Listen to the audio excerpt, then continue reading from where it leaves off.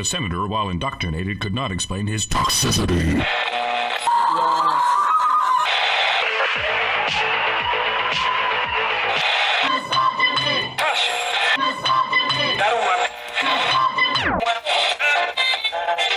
You should not listen to men's rights advocates if you want to know what they have to say. Do we owe feminists an apology for talking about the way we anticipated that they would respond to International Men's Day? No.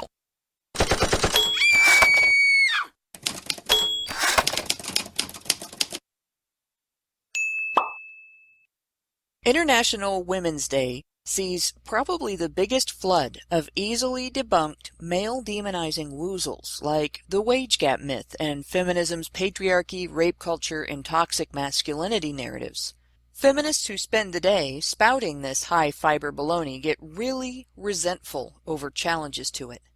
They respond with the demand that they should be allowed to use International Women's Day to publicly demonize men as deadbeats, abusers, and thugs with outright lies and those underhanded lies known as half-truths. Why? Because International Women's Day is supposed to be all about women. Well, no, not women, but feminism. They're not too keen on hearing from women who aren't feminists and don't buy into feminist narratives on that day either. So given their demand that men, or at least non-feminist men who object to being demonized based on lies and chicanery, stay out of their holiday and their hashtag, of course feminists took a step back and let men's issues activists discuss men's issues without being demonized for it on International Men's Day, right? Don't be absurd. Some spent the day spouting the same easily debunked woozles and demonizing men. Some spent the day calling it an attack on feminists. Some spent the day trying to invalidate men's rights activism. And some spent the day denying that those other groups were doing what those other groups were doing, getting angry, and blocking anyone who dared to suggest that they were.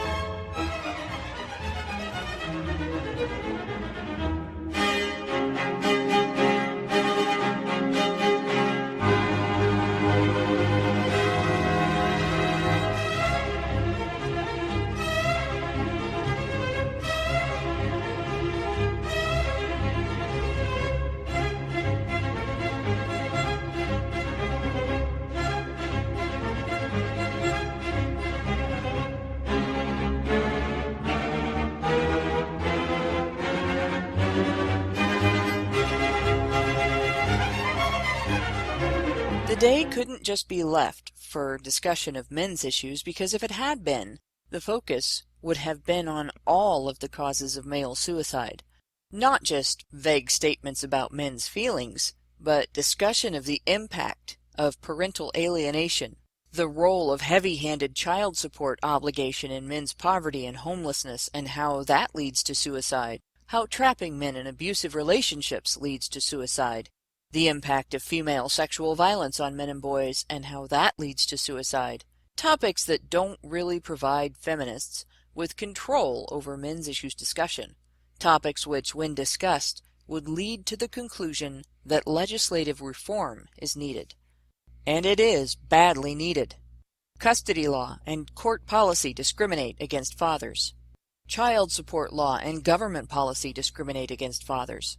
Intimate partner and sexual violence law and sexual misconduct policies discriminate against both accused men and male victims of female perpetrators. These are areas where feminists could easily, clearly demonstrate that they're telling the truth when they say their movement is about equality, but instead, they worked very hard to steer discussion away from these areas to talk about the importance of talking about men's feelings instead. Why?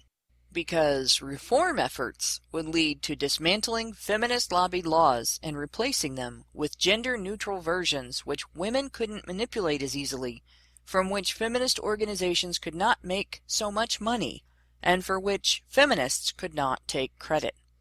On International Men's Day, feminists demanding that it be acknowledged once and for all that feminism is not about hating men accidentally admitted a thing.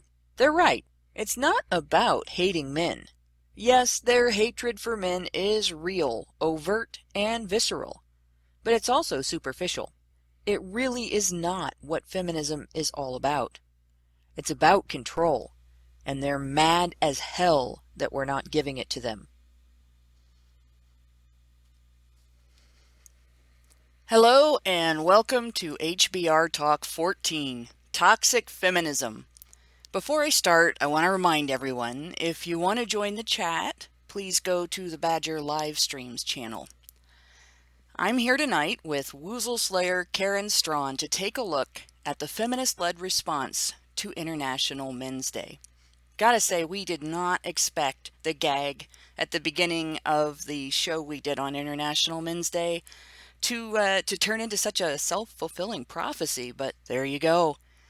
And I only put about half of the nasty tweets I found into that video. It's sad.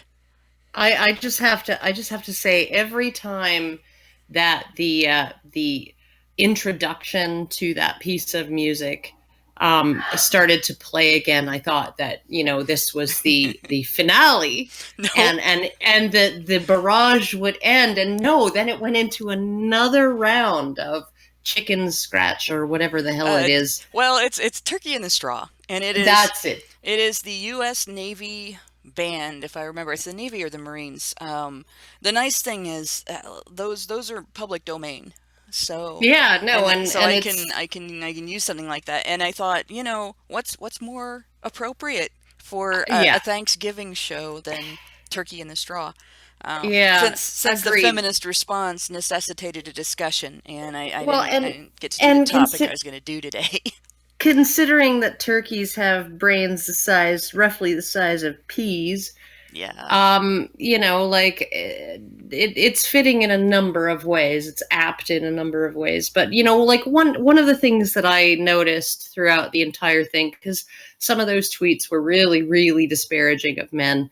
Some of them were supportive of International Men's Day, right? But the entire theme in terms of feminism seems to be that International Men's Day is a day to critique masculinity rather than to celebrate it. Okay, so according to these feminists, right, it's the day to promote the toxic masculinity narrative, to talk about how toxic masculinity and patriarchy, a male-dominated system, hurts men as well as women, all of these things, right? But there was nothing in there in any of those feminist, even the more supportive ones, in their in their overtures towards, yes, I think International Men's Day should be a thing, or that it's okay to celebrate it, right? There was nothing in there about masculine virtues. There was nothing in there about what is good about men.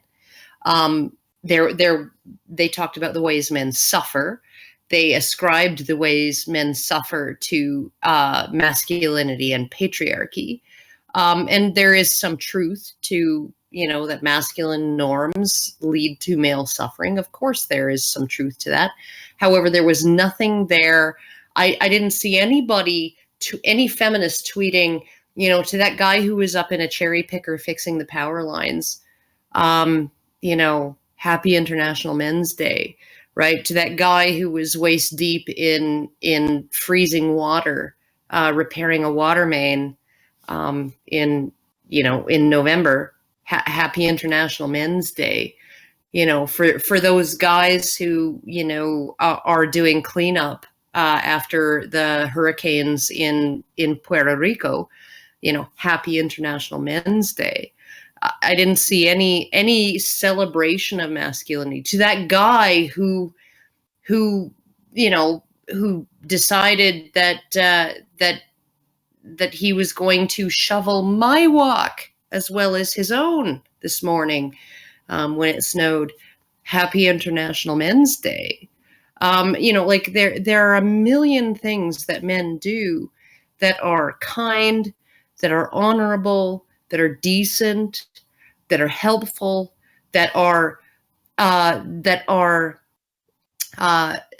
done without the expectation of getting some kind of payment in return, right? Just good deeds, just random nice things that men do, right? Happy International Men's Day.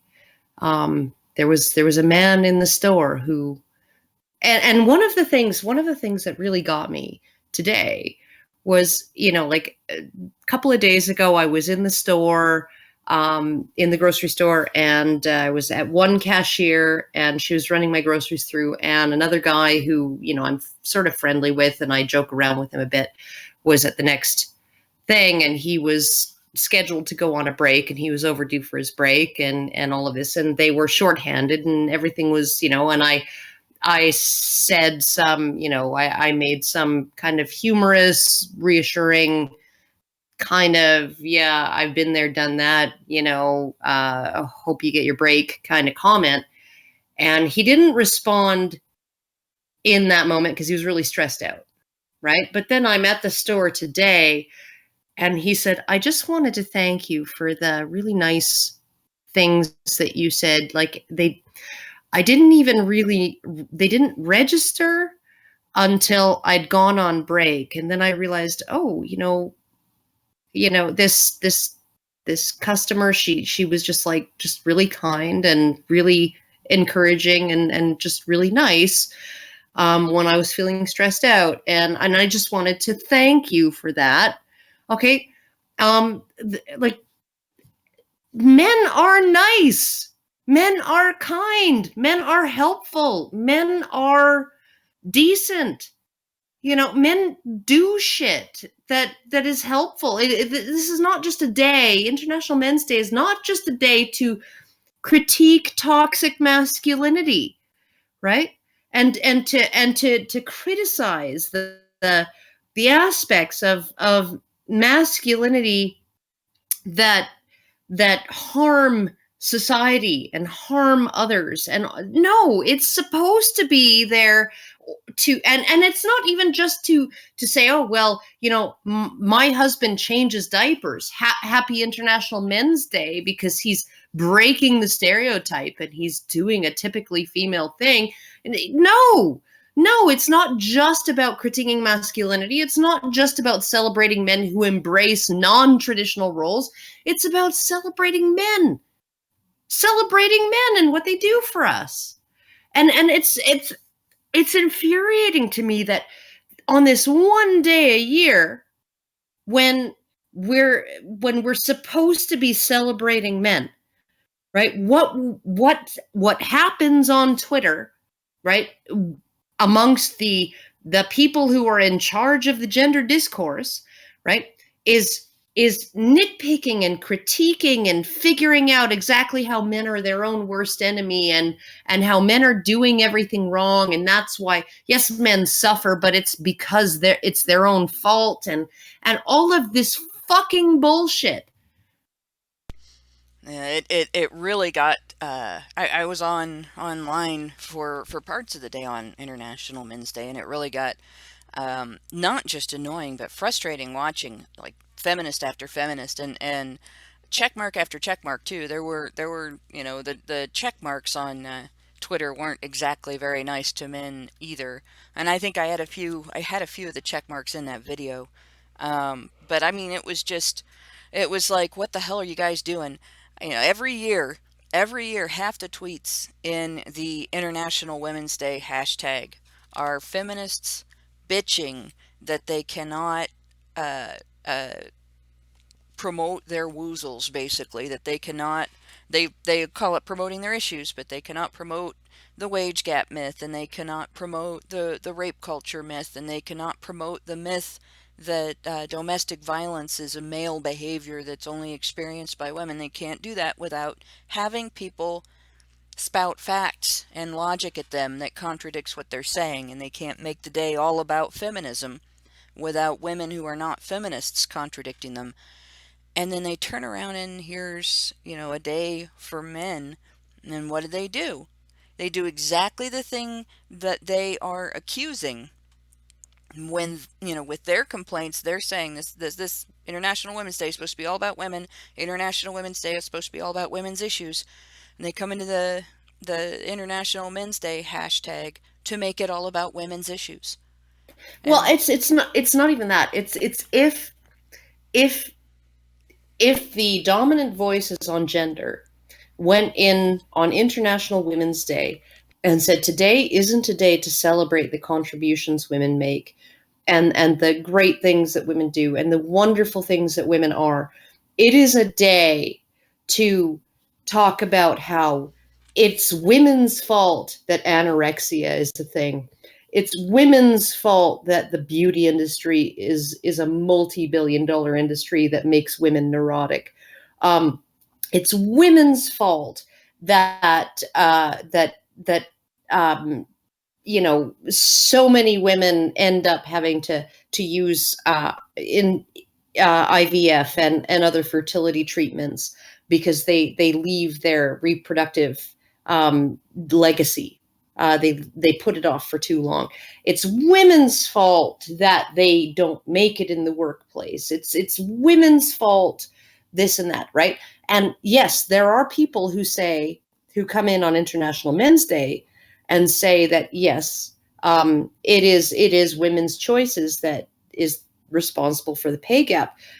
That's just a fact, and nobody goes in on International Women's Day and says, this is what we're going to talk about. We're going to talk about how the wage gap is women's fault because women make choices that are different from men. No, what they do is they go in and they respond to people, feminists, tweeting about the wage gap and how it's about discrimination and it victimizes women, right? And they go in and respond to that and say, well, that's not really what the wage gap is.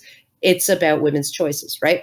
So it's not like the people who are responding to that are trying to hijack International Women's Day to basically say, make it all about how the wage gap is due to women's choices and it's all women's fault. No, that's not what it is.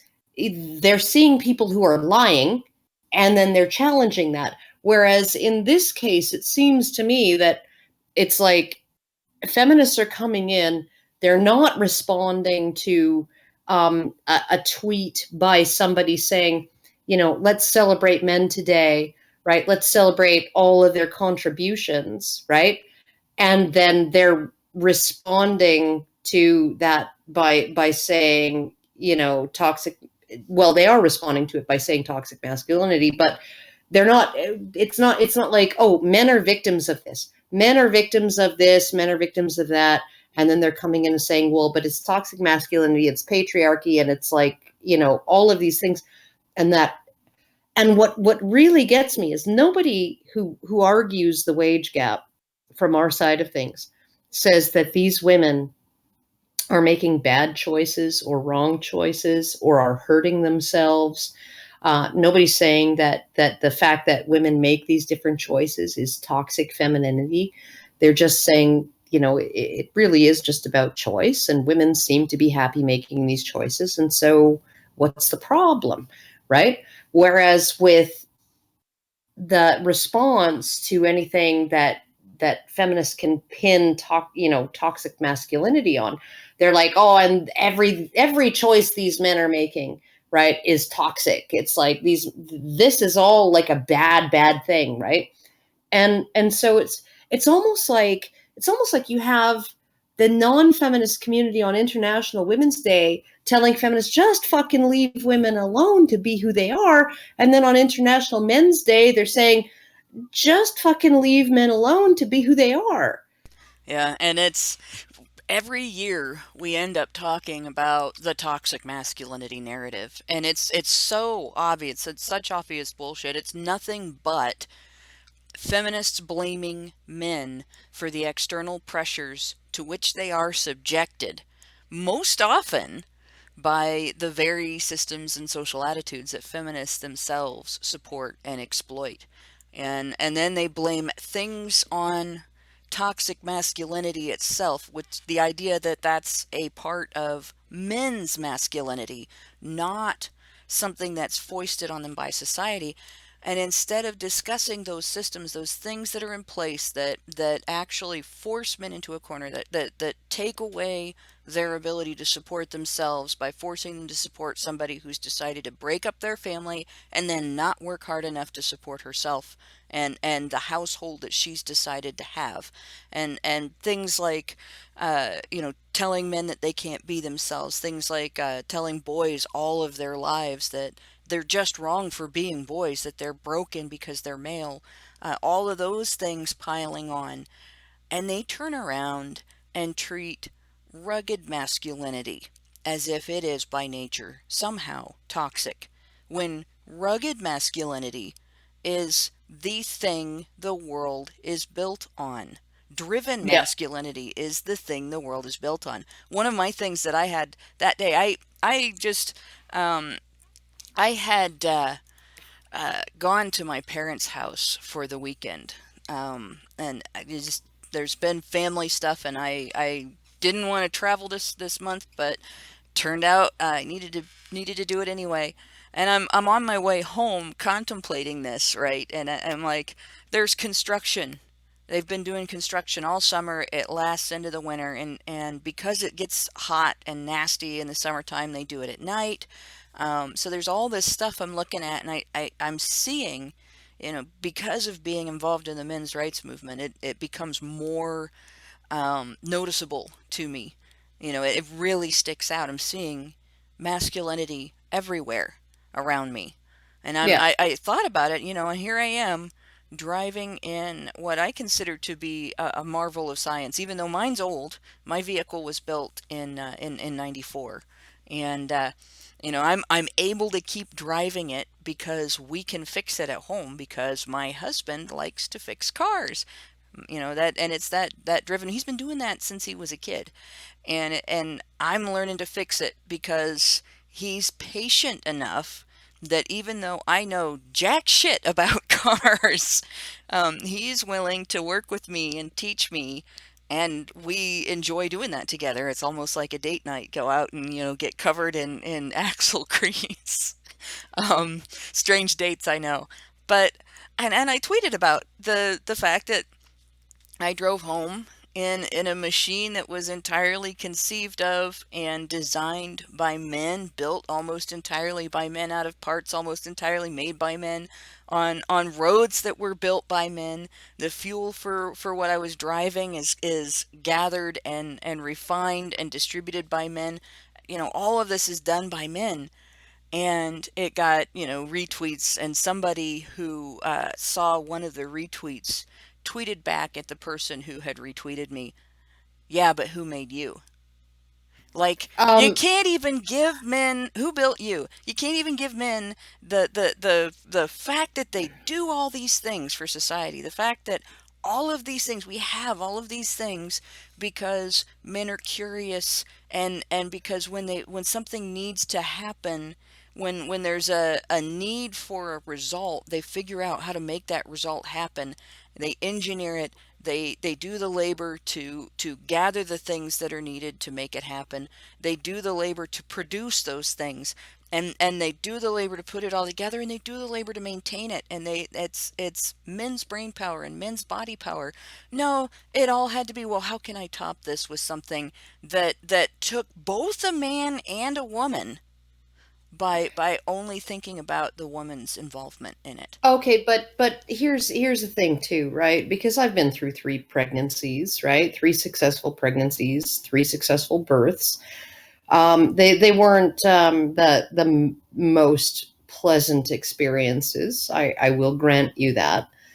But one of the things about, getting pregnant, at least in an age or an era before easily accessible abortion. So around the time when the oil derricks would have been made out of wood, and men would have been dying, and boys would have been dying. Boys 14, sometimes younger, would have been dying on those oil derricks.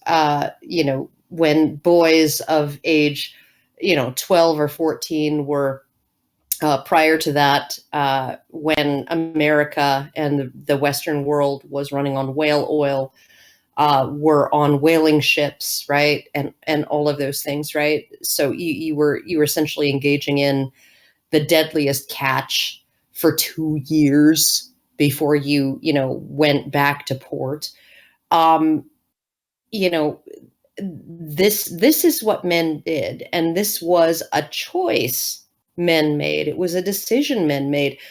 Falling pregnant, right, and then not getting the abortion that you can't get anyway that's not a decision you make. You made a decision to have sex, right? And in that period of time, the birth just happened, and I can remember being in labor with my children and thinking, I just want, if I could opt out of this right now, I would totally just opt out, right? But there's no opting out, right? The decision was made 9 months ago during a moment of intense pleasure. It was not that I looked at it and said, okay, here's this grueling, horrible, risky, deadly fucking thing, okay, and I'm gonna do it. That was not what I was thinking when I was having sex. I'm sure it was not what my partners were thinking when they were having sex with me, right? No, and then you fall pregnant, and then, oh, the decision's made for you, right? And oh my goodness, so you carried the pregnancy to term, and you did what women have always done, which is survive childbirth and look after the infant. Oh my goodness, right? Um, I risked my life, I guess, when I was, in labor, giving birth to my 3 children. I risked my life 3 times for that. And, those men who were on the whaling boats, who were providing the entire Western world with, light and heat, and then after that, working on wooden oil derricks to provide the Western world with light and heat. They weren't that wasn't something that was more of a choice for them to do that. They were like, yes, I am going to, and I could quit at any moment. I can opt out at any moment.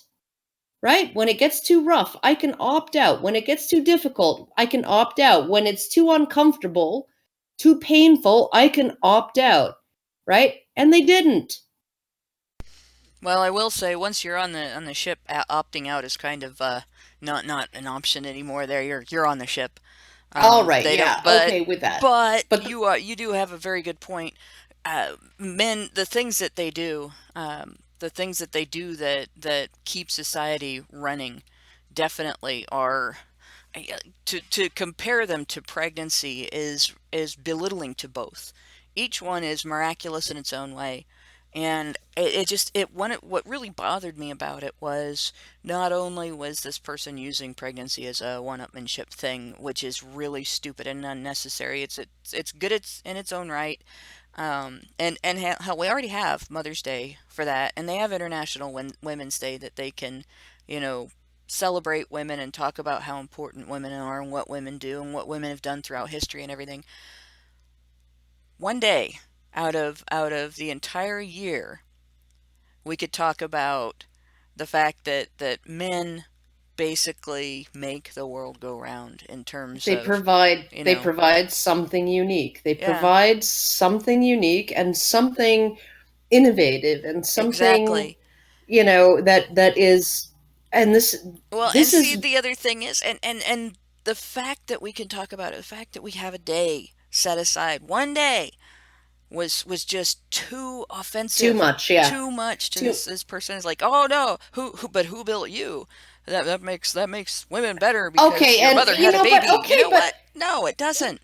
It doesn't. okay, but here It but doesn't here's the mean thing. that it's not disparaging to women to say that having babies doesn't make us better than men. In Okay, fact, here's the thing. it's kind of a gift. It's pretty neat that we get to experience that, I know, I even know. though it's hard, uh, and it I doesn't, agree. and it shouldn't take away. It shouldn't take away from what men do in Well, any way, shape, or form. when you compare us to other species, right? Other species. What do the females of other species do? Right? Chimpanzees, bonobos, gorillas, orangutans, baboons, macaques, marmosets, freaking capuchin monkeys, rats, dogs, cats, whatever, right? What do the females of all these species do? Oh, they give birth. Oh my goodness, it's such a unique human quality. It's such a uniquely human thing to give birth to offspring. Well, and if you look at Um, some other mammals, I mean, rats give birth to several babies at the same time. yeah, and then they look after them, and they often, some species look after like entire litters of babies, 6, 8, 10 babies, right? Without the help, without child support. Oh my goodness, look at those mothers go, right? Okay, but what sets human males apart from other males? Because it's what sets human males apart from the males of other species. That's what makes us human, right? That is what makes us human. Because any female of any species is perfectly capable of giving birth. Horse, fucking donkey, hyena, whatever, right? um Jackal, whale, dolphin, freaking seal, bear, right? They all give birth. All the females give birth. They're all capable of giving birth. They're all capable of lactating. They're all capable of nurturing young to adulthood. Oh my goodness, right? We're so special as women. That's so very special, right? But what makes humans different from all those other animals? Well, it's what our men do. It's what our men do. Yeah, and among other things, yeah, I mean, there are different animal species that do different things in terms of taking care of their families and taking care of their whatever you want to call their various tribes, their groups that they live among. But none of them have innovation. None of them are quite as self-sacrificing for the rest of their society. None of them have, of course, obviously the degree of intelligence is dramatically different, but I mean none of them Well, that put in the type of not just effort but mental activity around ensuring all of their group, not just themselves and maybe their offspring and their little inner circle, but all of their group survive. Some have leaders. Some mammals have leaders that'll do that, but not like not like humans. And it's No. always the men. And it's men have the reason that we have medicine at the level that we have now is mostly men trying to protect humanity from illness, from ailments, from to find new ways to heal humanity's injuries and things like that. The reason that we have made it to the moon, the reason that we are looking at other planets and looking at the possibility of other planets being habitable and things like that, all of that is men looking for ways to advance our civilization, looking for ways to advance our society, looking for better things they can do for their families and their friends and their communities. That really should be celebrated. And where feminists will say every day is International Men's Day, you know, I wouldn't see a problem with it if it were Yeah, no. true. Every day should be like, honestly, when I look at the way chimpanzees and bonobos live, right? When I look at their level of technology, when I look at how, yes, chimpanzees have cooperation between males, like, but every male in the group, whether it's chimpanzees or bonobos, they're genetically related to each other.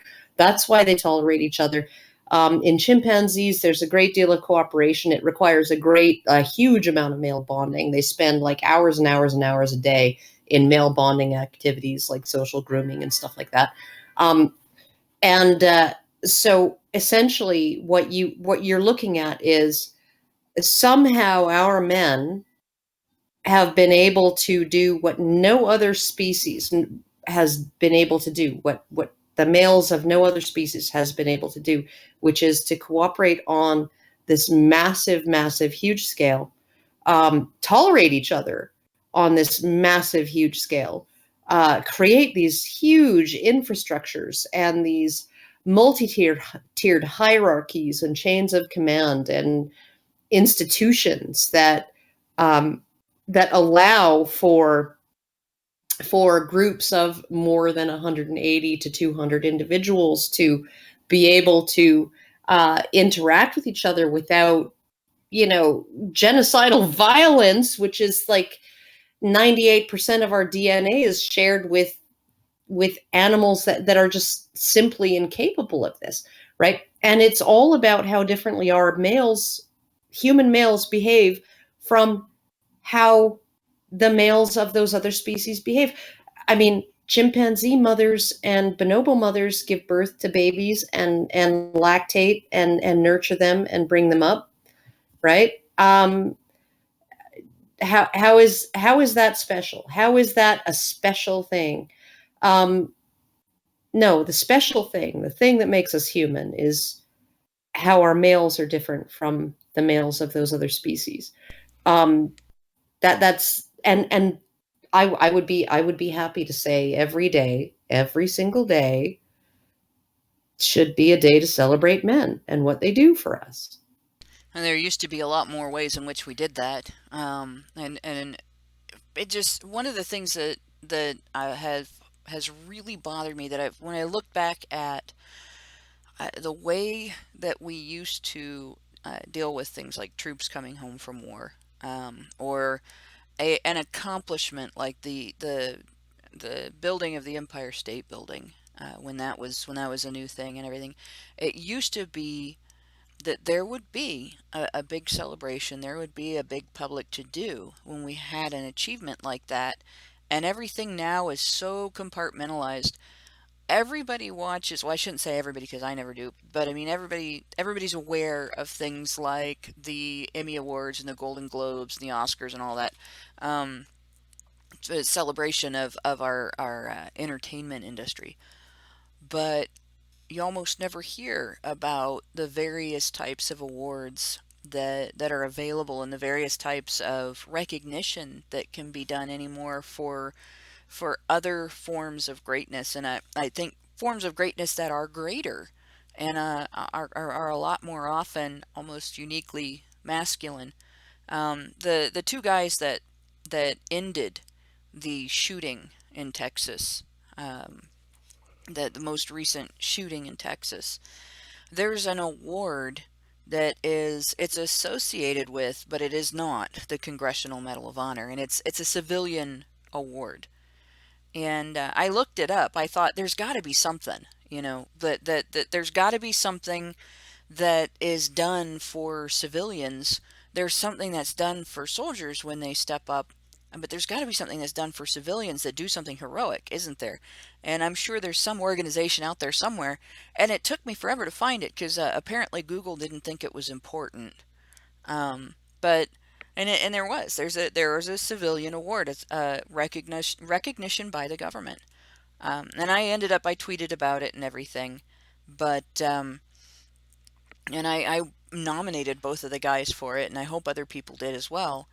But this is the kind of thing that we should have learned about stuff like that. We should be hearing about these things. They should be getting reported on the news. You should be seeing a news report every year when those awards are made, and those guys should be getting public celebration.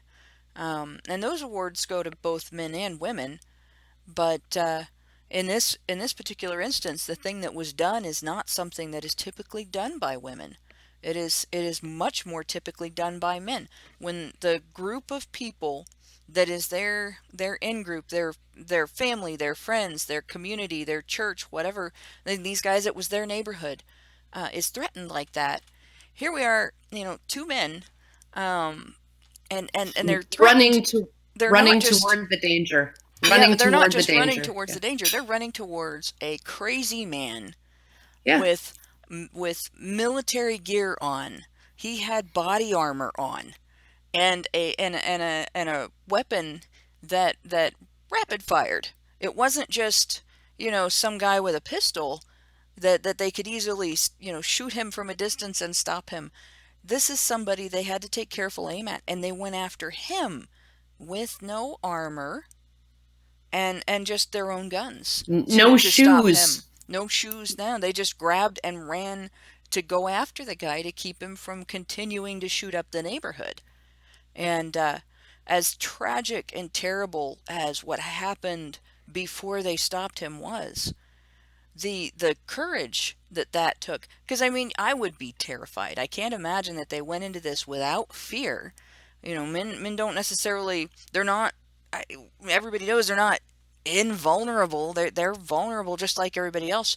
And they exercise that courage to go in when something is terrifying, something is scary. You can lose your life in this situation in a heartbeat, and they go in and do it anyway. They go in and take care of the situation anyway and protect the people in their community. I think that deserves recognition every time it happens. It deserves recognition when men go out and gather food at great risks to themselves. And anymore, it's just food that people really, really want. Like we would live our entire lives without ever eating crab meat and not die from it. We wouldn't die of crab meat deficiency.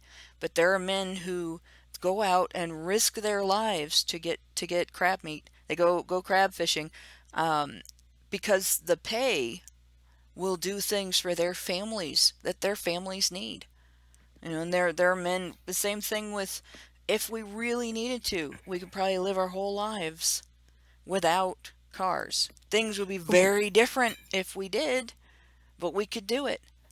And men go get the oil, and men refine the oil. Men work in the plants that refine the oil. Men drive the trucks. It's almost always men. We passed a ton of semis, by the way, today on the way to and from Thanksgiving dinner, or well, lunch. And they're all out driving. And I'm pretty sure it was mostly short haul instead of long haul, but they're all out driving on Thanksgiving because they get holiday pay for driving on Thanksgiving, and that will give their families extra money. And they'll sacrifice their relaxation, their holiday, their comfort, their safety, their sensibilities, their lives, just to support their families. And that deserves recognition. It does. And you sort of you look at the drive and the sort of the instinct to discover, and that oh God, we're going to the moon. Why? Because it's there, right? That kind of I'm going to climb Mount Everest. Why? Because it's there. I'm going to circumnavigate the globe. Why? Because I can, right? I'm going to go to the South Pole, right? Why? Because it's there. You look at that kind of spirit and this is the extreme sort of end of the masculine spectrum, right? But then you also look at, and I won't say that, like, because I listened to Steven Crowder's interview with the guy, I can't remember his name, who grabbed his AR-15 and went after the shooter in Texas. And he said, and like what he was talking about really resonated with me in the couple of times that I've been in a situation where I had to act to save lives, um, at a risk of my own life, and he seemed to be, in that same state where the realization of the situation hits you, and then you have this like big huge rush of emotion, right? And then it all just kind of, then all the emotion is gone and you just have the goal, right? You just have the goal, and it's almost like you're on autopilot at that point. And I don't know any other way to describe it. And I don't think that a lot of women can relate to this. I think that there are some women who can get into this state. But I think that many more, like, the whole fight or flight response is actually not fight or flight. It's fight, flight, or freeze and scream. And I think that the majority of women will respond to danger through that last freeze and scream reaction. But essentially, it's a very, I think it's an intrinsic property of certain individuals to, and it's not that you're not scared, or it's not that you're not aware of the fact that you could die. You are very much aware of the fact that you could die. It just doesn't matter, right? It's completely, that part of things is completely deprioritized, and all that you see is what you have to do, right? And I think that response to these kinds of situations where people are in danger, somebody's attacking somebody's shooting up a church or a school, somebody is trapped in a burning building, somebody is trapped under rubble in an earthquake, whatever, right? I think that men are more likely to have that process happen to them, where they get this huge rush of emotion initially that alerts them to, okay, this is something, this is a massive fucking problem, right? And then this dampening of everything and this deprioritizing of your own sense of self-preservation, and a prioritization of here's what I have to do, and there is one goal, and that is what I have to do. And I when I think about what I experienced, and then I think about all of these feminists who are like, we want men to be more like women. So basically, when your house is on fire, you want everybody to just scream help. Like, is that what you want? Because that's what most women do. Actually, you mentioned that. Everybody that's gone to public school has had fire drills, right? That's something that firemen came up with and school administrators came up with. Again, mostly men. This idea of practicing what to do in an emergency situation, in buildings where there are numerous people in the buildings and you have to organize getting out. We do them at the facilities where I work. and I work in homes, so it's group homes, it's individual uh, homes, not like a nursing home type facility. There might be 4 to 8 people in the home, and there might be 2 to 4 workers there helping to take care of them, and we do fire drills, we do tornado drills, we practice what we would do in an emergency so that if it ever happens, God forbid, but if it ever happens, we can get everybody out safely. And that planning ahead, that thinking ahead, uh, this is the idea of, we've seen terrible things happen and we don't want that to happen again. What can we do to prevent it the next time? And it's the same thing with sprinkler systems in buildings, the same thing with changing the materials that are being used to create those buildings when you're building hotels and high rises and skyscrapers and so on, because they don't want more towering infernos. They don't want more hotel fires where hundreds of people die. They don't want people to get trampled to death trying to get out of a burning bar, like the tragedies that have happened in the past. Um, and that's another thing that that really sets us apart from other animal species. The ability to not Yeah. just to run into danger to protect, but to actually come up with things like effective policy and effective plans and effective practice to prevent um, panic in a situation that normally would induce panic. And speaking of a situation that would normally induce panic, the guys' names were Stephen Wilford and Johnny Langendorf. And honestly, what would you do? Think about this. What would you do? You're sitting in your truck. You've just gotten into your truck, or maybe you've just driven home and you're about to get out of your truck, and a guy with a neck tattoo and a gun jumps into your truck and gives you an instruction. What would you do? That's what happened to Johnny Langendorf. Stephen Wilford had seen the shooter run off. He says, as Kelly sped away in a He'd pearl covered, exchanged shots with yeah, him. and everything. In a pearl-colored Ford Explorer, Wilford knew he still had a part to play. Spotted Johnny Langendorf's truck across the street and hailed him down. I said, "That guy just shot up the Baptist church. We need to stop him."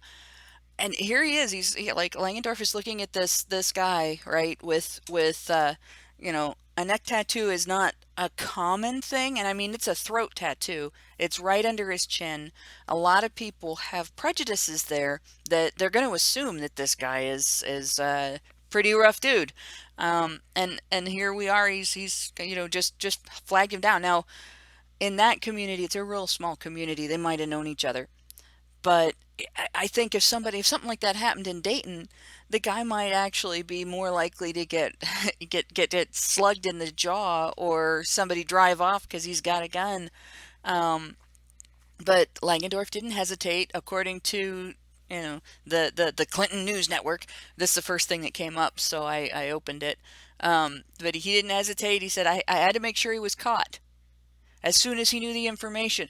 That it didn't even take him a split second to make the decision. Gotta go, gotta do this, gotta take care of this situation.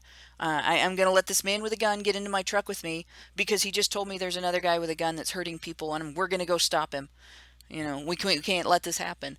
I mean, Yeah, no, it's exactly like the way I experienced it the couple of times that I've experienced that, and it's the most it's an extremely compelling state of mind that you get into, and there's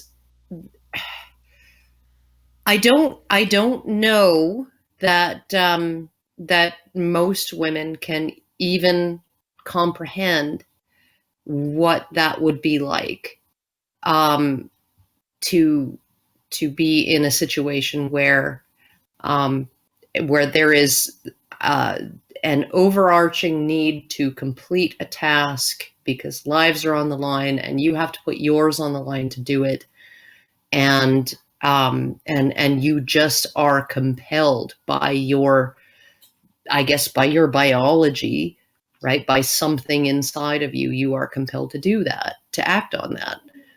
It's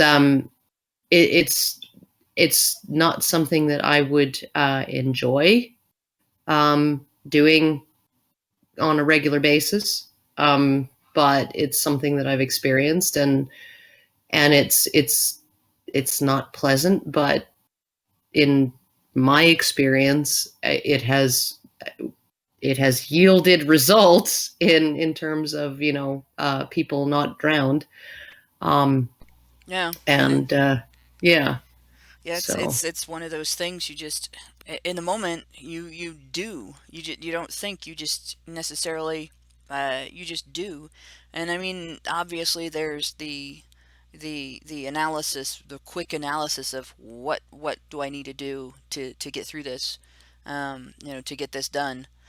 But it's afterwards that you think of all the things that could have happened, you know. It's Mhm. afterwards. For me, it's never been anything quite as immediate as a potential drowning or anything like that.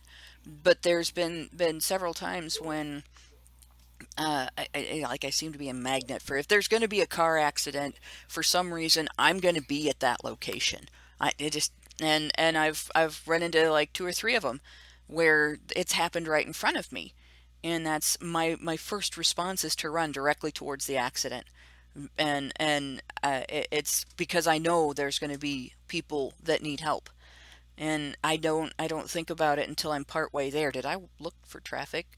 Did I run out in front of cars? Did I, do I know these people? Am I going to actually be able to do the thing that I need to do? Do I have the knowledge to? It's not one of those things that you necessarily consider. Am I qualified for this? You just Oh go no, you ahead for don't. it. No, and I mean, Yeah. there's a lot of things I do know. I take first aid courses regularly to keep up with my job and everything. Very basic first aid, and we had less basic first aid. Uh, in school. So I'd be able to handle basic stuff, and anybody can call 911, but it's like, who the heck does that? That isn't trained for it and isn't an EMT. Well, apparently a lot of people do, A lot and of people do, yeah. but it's And it's most of them are men. definitely, yeah, it's definitely, I've seen more men do it. I've never been stranded on the highway that a guy hasn't stopped to help me, Yeah, whether they no, could see and who was in the car or not. the guys who don't stop to help you, they have a woman in the passenger seat saying, "Oh, we shouldn't stop and help." Right, right. And Yeah. it's, we get told, women get told, don't stop for strangers, don't pick up hitchhikers, which I've done. Um, Yeah. don't do this, don't do that. And we're raised to have more of a sense of self-preservation than your sense of preserving other people, aside from your own children. And Yeah. so like, that's one of the things that makes it so remarkable to a woman when a man has the opposite. His sense is preserving others first. I'm going to read some super chats because they're really piling up. Okay. So we'll start with, I have Blave Kaiser gave us $5 and said, "Sorry, Karen, but I was always told you don't get cookies for being a good person. You know the story of the prodigal son, right?" I think that was when we were talking about I men don't deserve know no recognition. biblical I don't know no biblical shit. But I don't want recognition. I just want to express, like what I went through at the, Oh, no, no, when I was going through. this was Oh, actually a oh, response oh, to talking about oh, men being recognized for what they do. men's virtues. Oh yeah, yeah. No, you guys are all a bunch of fucking rapists. So shut the fuck Yeah. up. And Patriarchy! every day Fuckface! is your day. So like fuck off. And also we're co-opting Father's Day for single mothers. There you go. Thanks. Okay, thanks. Bye. But yeah, that was the first one. The second one is Moises Salazar gave us $5 and said, "What about innocent men being punished by false sexual misconduct? And that is okay, according to Teen Vogue." Oh God, that woman! Actually, the response she got. One of the things that was very heartening for me to see. Like, I looked through the comments on her tweets, and people were livid at her statement. She Oh said that yeah. she was. I don't know if you saw it, Karen. Did you see it? I read about it. I read a sort of a write up about it and how people were really coming down on her, and she ended up making her Twitter feed private Yes. to avoid all of the criticism. Yeah. Yeah, and she, instead of you say something like that, and I looked through the rest of her tweets, and I understand that she was trying to. It looked like she was actually trying to say something different than what she said. Initially, she said it didn't bother her that men's lives were wrecked by false accusations because women. And you go through and she starts advocating investigation, investigation, investigation. Well, I'm fine with, if somebody makes an accusation, it should always be investigated. And she even admitted that accusations can be false, and if an investigation discovers that an accusation should be false, or it is false, that the guy should not be, his life should not be wrecked by that. Well, sometimes it's too late. By that time, he's already, lost everything, because some accusations are more damning than guilt, really. But she doubled down on her original tweet. Instead of clarifying to people as she went, she didn't ever say, I really worded that badly. She didn't ever say, I didn't mean men don't deserve due process and I don't care what Yeah. happens to them. She never said Yeah. that. She instead turned around and treated every argument against that as if it was an argument against listening to an accusation enough to investigate whether or not it's true. And I Yeah. asked her No. a question. Of course, she never answered it because she was flooded. My question is to her, okay, so you've said that you're for investigation, and you've minimized in your mind the damage that can be done to a man by a false accusation. And then she did acknowledge later on in the conversation that men have been killed over false accusations, that teenagers' lives have been wrecked over false accusations.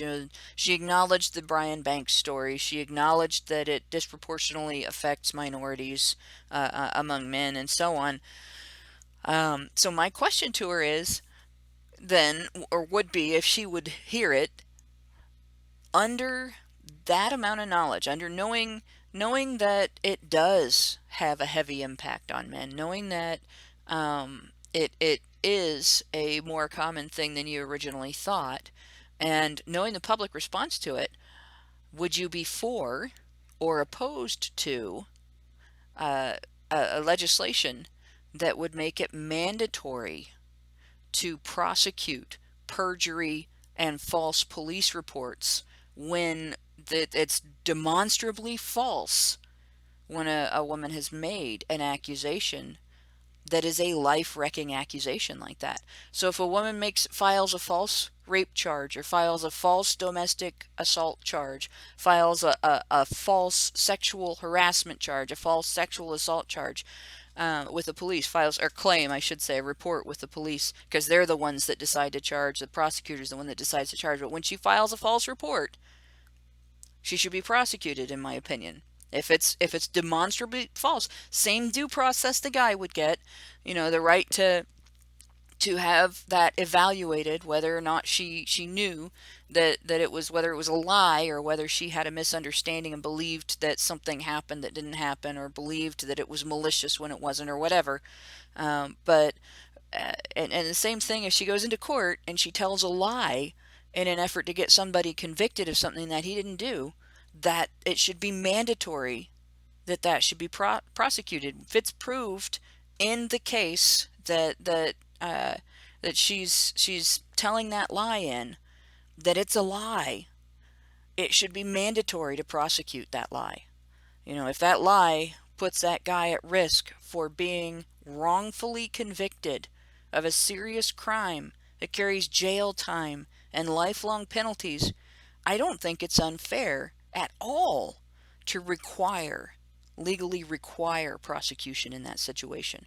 That the liar should be prosecuted. So I my agree. question is, if she is all for every single time there is an investigate, or is an accusation, there must be a serious approach to that, and there must be a serious investigation, and it must be, not necessarily listen and believe and act, but listen and investigate, which I'm all for, listen and investigate, until it's an obviously ridiculous and false, accusation or something like that. But I'm all for listen and investigate. But if she's gonna advocate that, my balance to that is, because these are serious allegations and because they do have a serious impact on the individual's lives. If you discover that the person was willfully lying to do damage to this person, that should be a listen and investigate situation as well. There should be mandatory prosecution for filing a false complaint with the police, for perjuring yourself in an effort to get somebody falsely convicted and wrongfully incarcerated for a serious crime. Well, I want to bring up my daughter's case, right? Because I actually want to commend her employer, which is Walmart, right, for how they handled her sexual harassment situation, right? And she had he's just one second. Okay, so essentially, she had a coworker who was about the same level as her, um, who was he was hitting on her all the time. He was touching her inappropriately, essentially touching her hair. She has very long, curly, flowing, beautiful hair that clogs up our drains and gets into our clothes and weaves itself into everything. But and she had asked him repeatedly to like she had said, I had told her, right, this is a guy, he's from another culture, he's new to the country, he barely speaks English, he probably doesn't really know how things go here, so you need to just make it clear that in this culture this is not how you behave, right? She did. He followed her out to the bus stop. He was following her out to the bus stop at midnight, when she was and asking her, do you want me to I'll give you a ride home, come on, just get in the car, blah blah blah, and all of that until the bus came. And it was really, really unsettling for her, right? So she wrote a note to her manager and left it there, and the next morning she gets a call. And the very first thing they did before an investigation, right? The very first thing they did was alter the schedules so that they were never leaving or arriving at the same time, and they were never working in the same department, right? So they immediately took an action that was not punitive to either of them. They both retained their hours. They both still had their jobs, but they took an immediate action to make sure that this situation was not going to continue. And then within a couple of days, they had somebody from HR come in and interview both of them. And I sat in on my daughter's interview, and they took it very seriously. They took it very seriously, not just in the sense that that they were, yes, this is not something, this persistent, a month of this guy, just really, really going out, like following you out to the bus stop at midnight, right? That's crossing and trying to lure you into his car. That's crossing a line. That's not okay, right? Especially after you've repeatedly asked him to stop and you have put him on notice. You've said, this is not the way this culture works. You're going to end up getting in trouble. Even if I don't report you, somebody's going to report you and you're going to get in trouble. That is essentially what I told her to do. And it still didn't stop it. Right. So essentially they sat down with her. They took her very seriously. They took him very seriously. I'm sure he still has a job. Rachel told them that she doesn't want to see, he's a refugee. He barely speaks English. He has no skills. where else is he going to work? And where is he going to work if he's been fired for sexual harassment, right? She doesn't want to see she doesn't want to see him lose his job. She just wants him to fucking stop, right? And oh, wouldn't you know it, the boss has put him on notice. It's been a year, right? She hasn't had another problem with this guy, right? And he figured it out that you just can't behave this way, right? And it's like that was essentially what I think, like they took it very seriously, but they didn't look at it like it was like the worst possible thing that could happen to somebody. And I think that honestly, this idea that sexual harassment and sexual assault are these uniquely monstrous offenses when they happen to women, I think that gets in the way of actually dealing with the problem. I mean, I've said repeatedly that when I was sexually harassed, when I was 21, one of the biggest problems with actually getting some kind of, just even getting my unemployment insurance benefits when I quit over the harassment, my employer contested the claim because they didn't want it to be on record anywhere that there was any kind of sexual harassment going on under their noses that could be substantiated or that had been validated or legitimated by any kind of authorized body like unemployment insurance. So they would not allow my claim.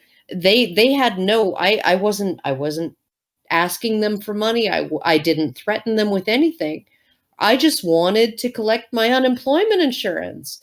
And they contested that because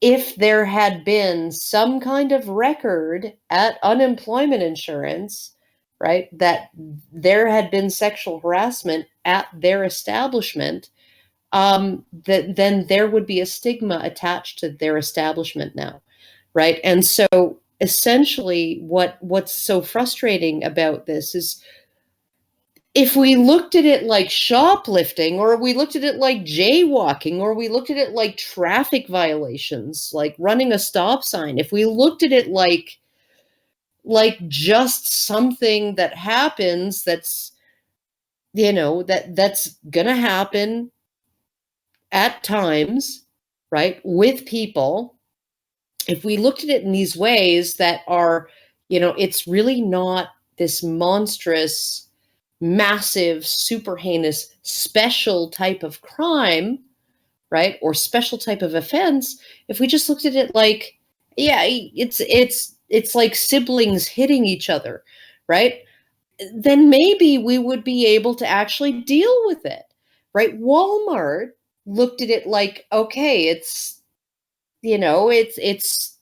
looked at my daughter's situation and said, okay, yeah, no, you shouldn't have to deal with that.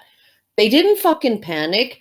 They didn't fucking, grab their pitchforks. They weren't freaking, out for the guy's blood, right? They didn't think it was this monstrous, horrible, fucking huge violation of my daughter's humanity and her dignity and her personhood, right? No, they were just like, okay, this is a thing, we need to deal with it, right? And honestly, if we just looked at some of these crimes, right, and some of them are crimes, I think what Weinstein did would easily rise to the level of a criminal act. Well, he's under right? criminal investigation for it in 3 countries Yes. now, I think. The US, Canada, Yeah. and the UK. Yeah, but I mean, like, honestly, to investigate something as a crime, well, it's a crime to jaywalk. It's a crime to run a red light. It's a crime to drive drunk. It's a crime it's technically a crime for my 14-year-old to hit my 15-year-old, right? It's technically a crime to have the light out over your license plate on the back of your vehicle. There you go. And so, like, if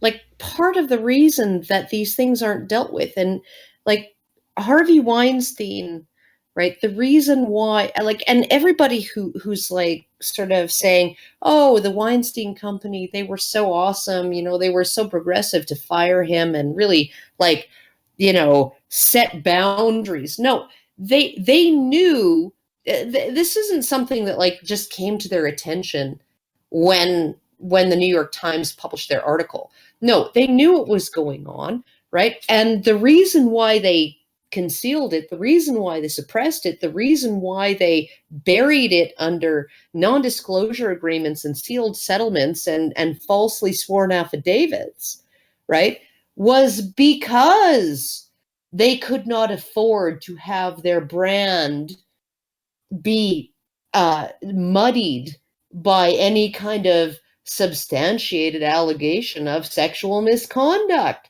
Oh my goodness, it's because the crime is seen as so heinous that nobody wants to actually admit that it's going on, right? And they will actually criminally and coercively force women into silence and purchase their silence and make them sign gag orders and do all of and threaten their other employees and do all of these things to conceal what's going on because it's such a horrible thing. Nobody wants to ever admit that it's happening. Like, if my kid was accused of fucking shoplifting, I'd be like, okay, he shoplifted. If he was accused of rape, I'd be like, holy fuck, do I want to actually come clean to the public and say, yeah, my kid did that? Yeah, Like, there's a huge difference there, but there's another end of this as well. I think that part of the reason that some gals don't come forward with, especially with more minor accusations, as oh, it's opposed to because like, forcible, because they don't were want to deal with totally it. complicit. They were No, no, no, complicit. no. This is a personal experience thing. I learned this in junior high. I learned that administrators in a situation where they're in charge not just of employees but a consumer, because at school, you go to the public school system, you're not just a student, um, you're a consumer. Your community is also consumers of the public school system. They're paying for you to be educated there so that you can go to work later and pay Yeah, taxes in the community, right? So you're the I'm yeah. customers. Yeah. So I'm in junior high, and I had bad grades in the sixth grade. There were two really big experiences in the sixth grade that affected my grades extremely negatively. One of them was missing an entire unit of the year due to almost dying from a disease that I caught from a mosquito bite. The other one's more personal, and I'm not gonna bring that up again. But it made me it really made me go through a series of personal crises. We'll just leave it at that. And so I entered the seventh grade with bad enough grades that I was put in the homeroom with the kids that were the most troubled and the kids that had the worst grades, the kids that had the behavior problems, and so on. And I mean, most of the time, to be honest, they were a fun bunch of kids. Because Yeah. they didn't have boards up their butts, walking down the hallway. I'm being good. I'm behaving myself all the time. But at the same time, I was always really, really shy and high strung, and so the guys were razzing me. I was in at 13 years old. I was sort of at a crossroads between that being shy and high strung and starting to look like a woman instead of a little girl. And so I got somewhat uh, somewhat harassed, and it wasn't really anything rotten. They basically did the same thing you would do playing follow the leader because they knew it got my goat. And if I were to try to handle that now, I'd have handled it entirely differently because I was very athletic and flexible at that time. And there were things I could do that they couldn't mimic. and I would have just done something they couldn't mimic and then stood there and laughed at them when they couldn't mimic it properly. But instead, I got all, flipped out and went in and told the principal that I was being bothered, and I just wanted it to stop. I didn't want a big to do about it. I just wanted him to say, "Hey, you guys can't do this. This is really rotten. Don't do that." But instead, there was an investigation, and they got called out of class, and it was just like, holy Toledo! Now everybody knows it happened to me, and everybody knows I told on these guys, and everybody's mad at me, and everybody's mad at them, and they're mad at them in an amount that is disproportional to what happened.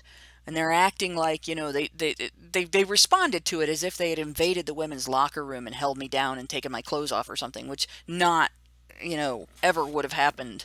That never would have happened at my school. And so then the next time I dealt with a guy who was an asshole, and that was my freshman year, and there was a guy who was a senior who he was just a dick, and there's no normalcy in the way he behaved towards me. There was something wrong with him. That the guy went back and forth between like the sexual harassment type behavior and calling me a bitch and a cunt and nasty shit like that. And it was like within seconds, oh, you want to go out? No, bitch, cunt, and it was just bizarre. And I dealt with it for quite a while before I told anybody, because I didn't want the same kind of a big deal made out of it. I let it go on long enough that it got physical before I said a word to an adult. And the only reason I ended up saying a word to an adult was because it got physical in public. And at that point, I really couldn't handle it myself anymore, because there were other people that knew about it, and it was going to be handled by somebody. And if it had been the guys I went to school with, he wouldn't have gotten back up. So it had to be the adults at that point. And that, knowing those responses, knowing those reactions and everything, and I didn't know with that guy, I didn't know if he was uh, uh, doing that because he didn't know how to deal with social situations, or because there was something nutty about him. And it was like, if I had addressed it with an adult that was level-headed early on, somebody could have talked to him. Yeah. But No, instead, what happened was, here's this guy who might have just been completely oblivious. He might have been maybe autistic. He might have been raised in a household where he didn't learn any social understandings of how do you deal with dating type situations. How do you deal with you if you like a girl? He might have been in that situation. But instead of somebody sitting him down and saying, here's the way that these things go, and here's the tools that you need in order to navigate the situation, it was like, we're gonna press charges if you talk to her again, And I had a buddy that hammered it home by threatening his friend, "I'm gonna beat you up if your friend touches my neighbor again." And it was one of those things that, like, as you grow up as a girl, you learn the way the guys around you are going to respond, and the way the men in administration are going to respond. Part of that is because women have made this monster. Part of it is because women have pushed the idea that any encroachment like that is traumatic. The encroachment wasn't traumatic. It was annoying. It was upsetting. It was embarrassing, but it wasn't traumatic. No. What was traumatic was seeing the response of the adults around me go from zero to lynch mob in a word. Yeah, no, this is why I was so pleased with how Walmart handled my daughter's complaint, was because they took her seriously. They took what she said seriously. They also took seriously what she wanted, and what she wanted was, I don't want to see this guy fired. I genuinely like him. like he seems like a decent person, except for this one fucking thing that he's doing, right? And I know that he's doing it even though he knows he shouldn't, but maybe me telling him is not enough to get him to stop. I need you guys to tell him to stop. And so they told him to stop, and they didn't fire him, and they're both still working there. And it's just like, like there's been no problem since. And it's like, all you need to do sometimes is pull the guy aside and say, okay, like literally, I am the person who is in charge of you. I am the person who can fire you, and you need to stop doing this thing, right? Because if you don't stop doing this thing, I will eventually have to fire you. Even if I don't want to, I may have to, in order to avoid liability, right? And so you need to adjust your behavior. And like that was all it really took for this whole situation. Nobody needed to be destroyed. Nobody needed to be fired. Nobody needed to be like cast into the pits of hell and stabbed with pitchforks. Nobody needed to be run up a gibbet. Nobody needed to be executed by lethal injection. Nobody needed to be sacrificed on the altar of my daughter's femininity, right? He just needed to be told by someone in authority to stop doing what he was doing. Yeah, yeah. And if we could get to a point in society where we have that balance everywhere, and especially in dealing with minor allegations like that, it would be a lot better, and it would actually make it a lot more likely when people experience these things for them to come forward and actually deal with them instead of, like my situation.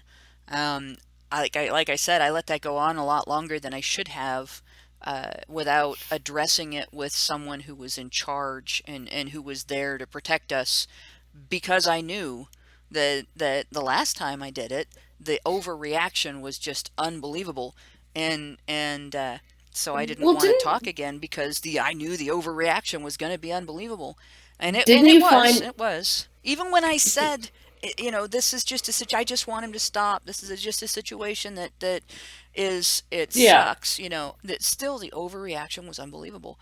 Well, didn't you say a while ago, I think it was you who brought up, once mandatory arrest policies were in place, women Yeah, stopped phoning police yeah, as yeah. often, right? Because Because they wanted police to come, if it was a false accusation, they wanted police to come, put the fear in their husbands, and then leave, right? well, Okay, even in you were flirting with that bitch, right? And I'm going to phone the police and lie that you were hitting me, and the police are going to come, and then they're going to like put the fear in you, and they're going to leave. Or you've been hitting me or whatever, or we've been hitting each other, and I want it to stop, so I'm going to call the police, and they're going to come, and they're going to tell you to stop, and then they're going to leave, right? And that's what they wanted. And then when it turned into this huge fucking morass of legalities and mandatory arrest and no drop policies and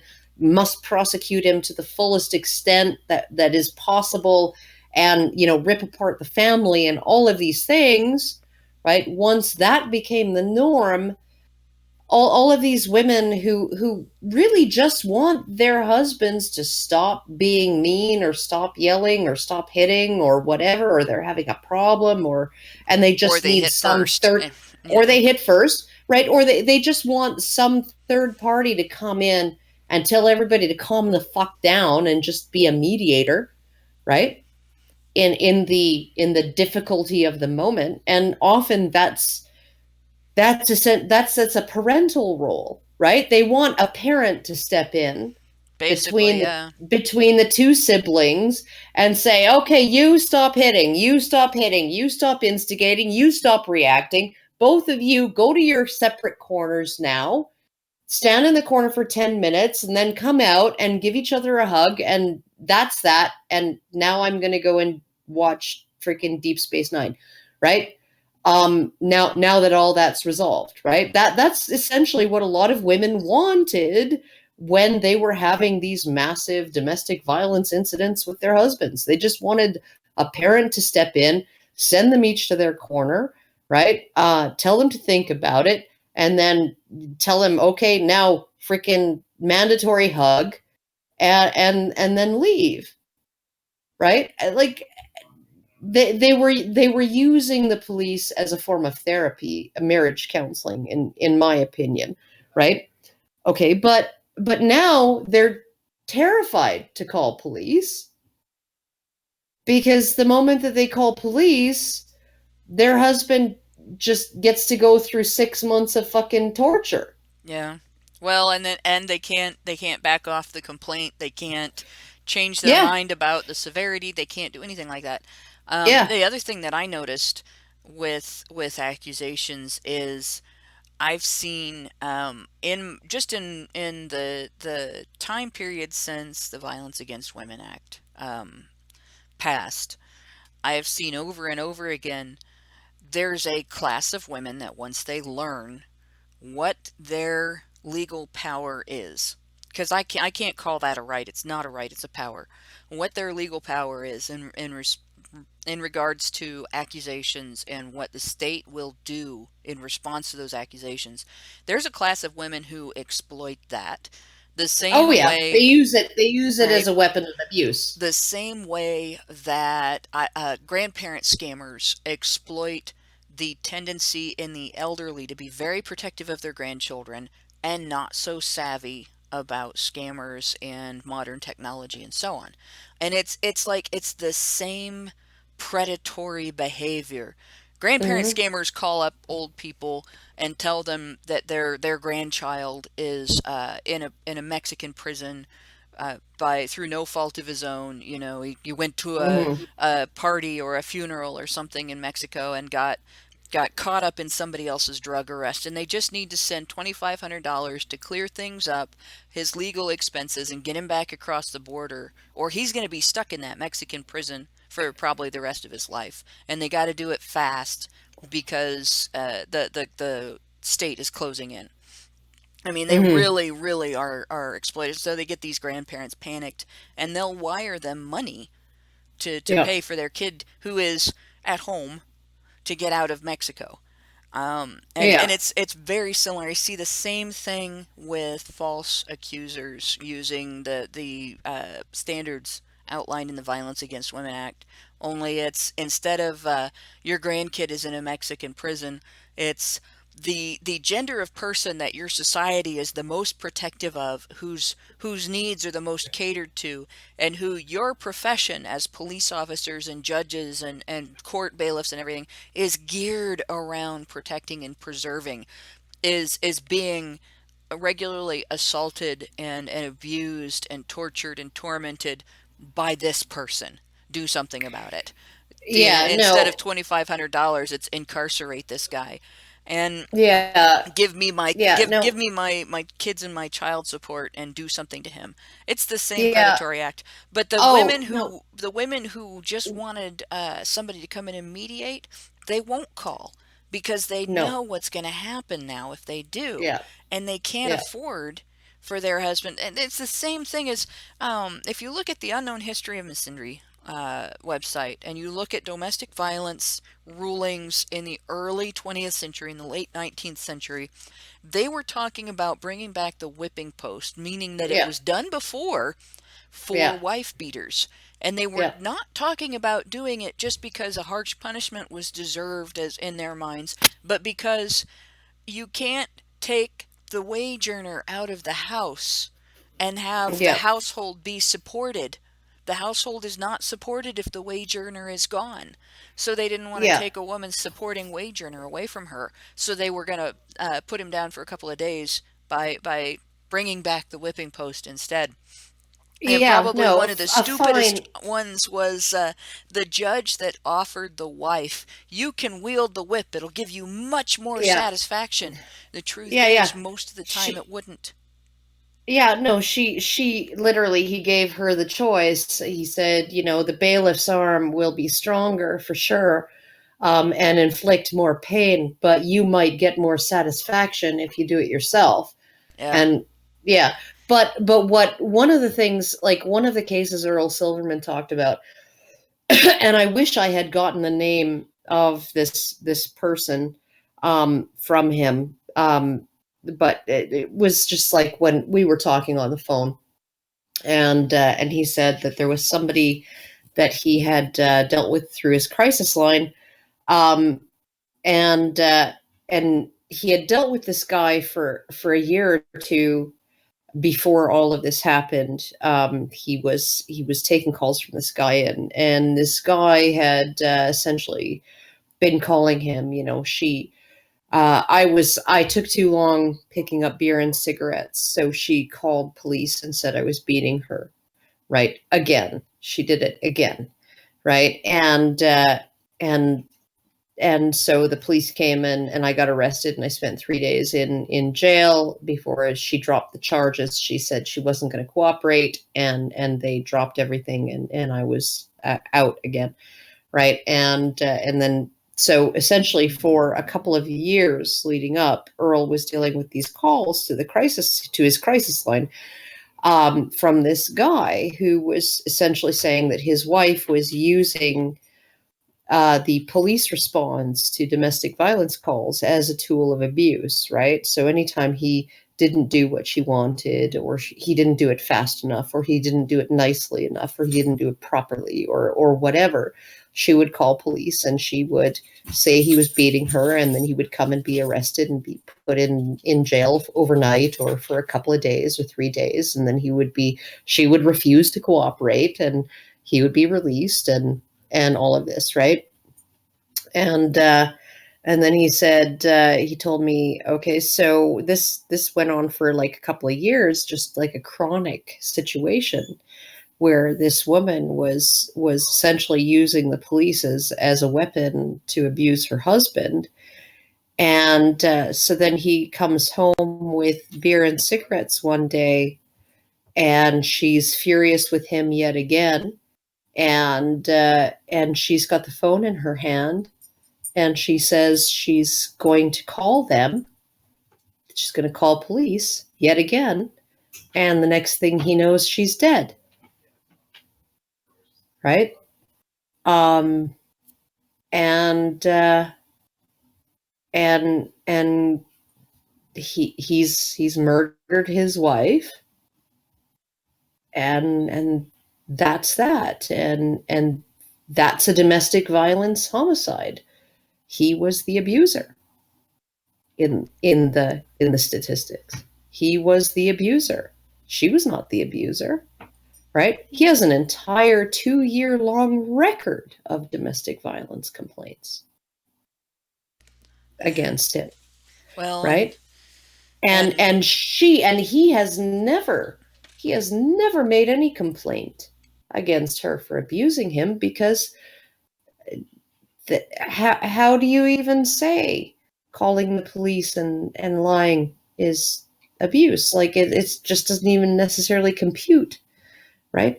And so that case, that was a domestic violence homicide by a man with a history of domestic violence, right? A documented history of domestic violence against his wife. yeah, and there's a lot of statistics like that. I mean, I've seen relationships where the woman would push and push and push and hit and get in the guy's face and scream and back him into a corner. You don't back somebody into a corner that has evolved to defend himself and come out of it without a bruise. Unless he's extremely disciplined. And I've seen that. And then when the guy finally hits back, he's the abuser. I have a friend, not local, but where I used to live, who he was visiting other friends of his, and a woman tried to stab him in the throat with a pencil. And he dodged, and she tried again, and he put his hands up to block, and he clocked her right in the jaw. And he has an assault conviction now for that. She didn't get anything. He has an assault conviction. Oh Um, yeah, I, you know, of course not. And I had that's I had a friend whose ex-girlfriend broke into his place and assaulted him for breaking up with her. And he was convicted for being bigger and stronger than her, and her saying she was scared. She broke into his place, and he was convicted under the Against Women Act of being too Yeah. scary. So I mean, these are all things that are, the abusers of the law will definitely exploit these things. And Oh at the yeah. same time, the people who just want, they don't want the big to do. They don't want the Spanish Inquisition to come in, every time they have a legal complaint. They just want the problem to stop. They want the abuse not to happen. They want the crime not to be committed again, you know, and that overreaction, that that banhammer type, instant overreaction that Oh the, yeah. the Let's society let's has, start. Let the lynching begin. Yeah. that's detrimental to legitimate accusers, legitimate complaints, and Oh, uh, I and I just that's yeah. absolutely I just have like, honestly, and particularly in this day and age when most women are on long-term birth control, most women, particularly most women who are at risk of being sexually assaulted, are on long-term birth control, right? When most sexually transmitted diseases can be dealt with, right, with antibiotics, um, and don't lead to long-term problems, when the ones that can't be dealt with that way are really not, the transmission rate isn't, like per exposure, it's actually pretty low. um so you're looking at like in terms of, and where the fact that your hymen has been broken does not preclude you from being married, right? Like, your hymen is not intact is not an excuse for a man not to marry you. And if um you don't get married, you can be completely self-supporting.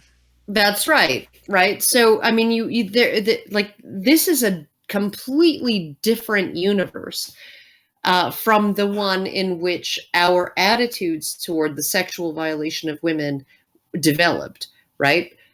They developed in a period of time when a pregnancy was a childbirth, and a childbirth was potentially deadly.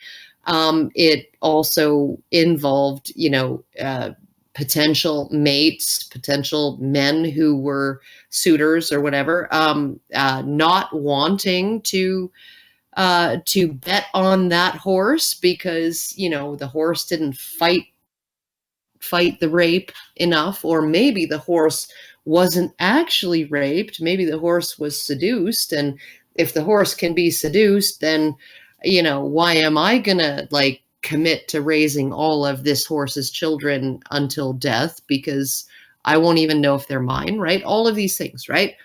All of these freaking things, that formed our ideas of like how sexual violation of women had these real world, uh, catastrophic consequences, um, and they don't have those consequences anymore. The closest thing you can get to consequences for women who have been raped would be, women who decide to go forward with a pregnancy that happens to happen when they were raped, in some states in the US that do not have laws precluding it. The rapist can sue for partial custody of the child, And that's right? rapidly getting handled.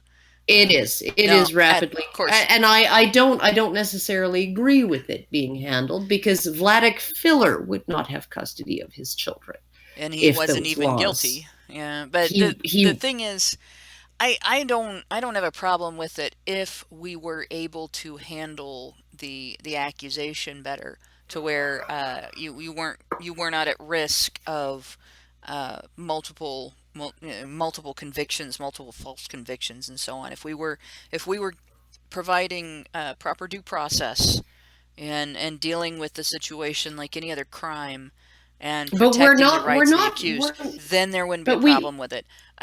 One of the problems that I have is at the other end of it. Here you have women complaining, you have feminists complaining that a rapist can go for custody of his child.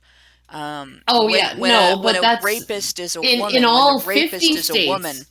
when the rapist is a woman, and the victim She automatically, she doesn't have to when sue the for rapist is a custody. woman and the victim is a man, not only does she Or a automatically boy. have custody, she can extort him for child support, and she can do it even if the victim is young, not only young, but too young to legally hold a job. There have been child support awards given to statutory rapists in the United States whose victims were 13 years old. 13. You cannot get a job at 13. You can get a paper route, okay, at 13 years old. You cannot go to work at Walmart at 13 years old. You cannot get a factory job at 13 years old. You cannot go, you can't even get a job sitting on a stool in a security guard shack and checking people in to a factory on the other side of bulletproof glass where you're totally safe and all you have to do is sit there and check people's identifications before they go into the factory. You can't do that at 13 years old because it's considered abusive to give a 13-year-old an 8-hour work shift.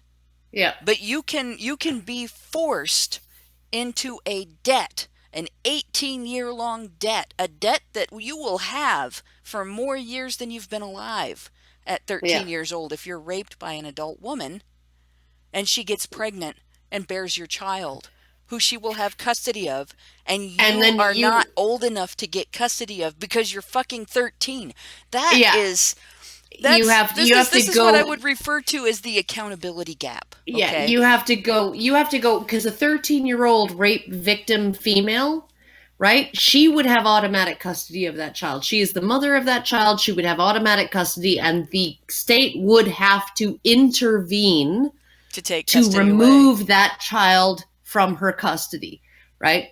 The state would have to make a decision to do that, right? But with a 13-year-old boy, right, who is raped by his teacher or his babysitter or whatever, who bears his child, he not only is financially responsible for that child, right, he has to apply in court for not just custody rights, but guardianship rights and access rights. So he doesn't even, because custody is, you have an equal right to access to the child, right? You have an equal right to talk to the child when you're passing by on the sidewalk or whatever, right?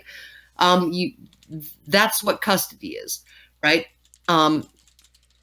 Access means you have a right to phone your child or Skype your child or see your child on a scheduled visitation, regimen. We're getting into the whole custody thing is kind of off topic. And guardianship is you have a right to make to know your child's medical status, to access their not to make medical decisions necessarily, but to know whether they've had surgery, to know what grade they're in and what their grades are.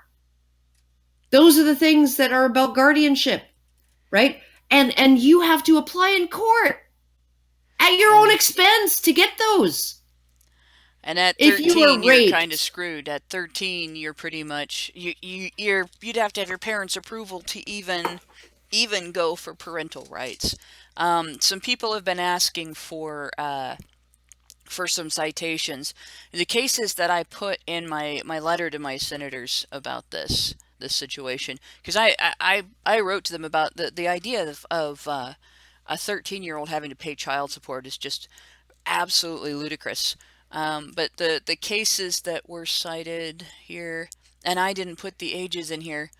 There's SFB Alabama. Yeah, one was 14 and County of San Luis, Obispo versus Nathaniel J. And then I have the State X, oh geez, Hermsman versus Sayer. And I believe Hermsman versus Sayer, that one was a 14 or 15-year-old. But I have seen cases. There was one case online, and I cannot find it anymore. I've seen cases where the youngest I've seen is 11, actually. 11 years old. But I've seen cases of 13-year-olds. I've seen cases of 14-year-olds. I've seen cases of 15-year-olds. At 16, you are eligible to work. You're eligible to get a job. You have to have parental permission to get a job at most places at 15. And if your parents put you to work at 13, the Child Protective Services would take you out of their house. Aside from doing household chores and stuff. So I mean, this is and that's a huge accountability difference. That's something else. If I were going to do a show on things that I am grateful to men for, that they pick up the slack of accountability where women leave off. So here you have a situation of a person gets pregnant by forcing herself on essentially a child. A 13-year-old is a child, and is actually able to pay to petition the state to force him to support her. And at the other end of it, if it was an adult man and the victim was female, he goes to jail. He stays in jail. When he gets out of jail, he has to register as a sex offender. The idea of actually and he can considering try that he can try to get custody. Well, yeah, in he some can go for states. custody, but he wouldn't get it. He wouldn't receive get it, custody. yeah. He'd be lucky if he got even visitation, even supervised visitation. But and he has to spend the rest of his life telling people where he moves to and so on. And it's just the idea, the difference there. If something like that happened to me when I was that age, I would know if I went to authorities that the man that did it would be held accountable. And if something like that had happened to my brother when he was that age, we all know that it would be a crapshoot whether there would be any accountability at all applied to the woman, much less even if she was accountable, she wouldn't go to jail for as long. And when she did, she might not have to register as a sex offender when she got out. She wouldn't face the same stigma as a man would. She'd be able to get custody of the child. She would have custody because of the child would go to her sister or her mother or somebody. While she was serving her sentence, the child would go to some family member, and then she would get custody of that child back very easily when she got out, which is the case with that one 14-year-old. She served her 2 years. The child was in her sister's custody. She got out. She got her custody back. She applied for welfare. And welfare went after this boy. And that's happened more than once too. So that's, when we talk about this, I can't think of the woman's name that made these comments about false sexual misconduct allegations and innocent men being punished. The Teen Vogue woman, just call her Teen Vogue. This woman because she has the feminist perspective on this, she had no idea the can of worms that she opened up. No. That all of what we've just talked about here, all of what we've just gone over, and when it really boils down to it, the accountability gap, what she was basically pointing out was that it is so normal in our society to hold men accountable for other people's welfare, that if a woman looks threatened, even if she hasn't been threatened, if a woman looks wounded, even if she hasn't been wounded, and there's a finger pointing at a man, she's okay with society applying accountability standards to that man. But she can't answer whether or not she's okay with applying accountability standards to that woman if that woman lied. And Yeah, no, you know, that's that's where I stand on that. You know, you have to have, if you're going to have an accountability standard, we hear about the wage gap all the time. We hear about reproductive rights as if the gap goes in the opposite direction that it does. oh God. I want to see the accountability gap close. I think if the accountability gap closed, we wouldn't hear another word about the wage gap. If the accountability gap closed, we wouldn't hear another word from women about reproductive rights until men got theirs too.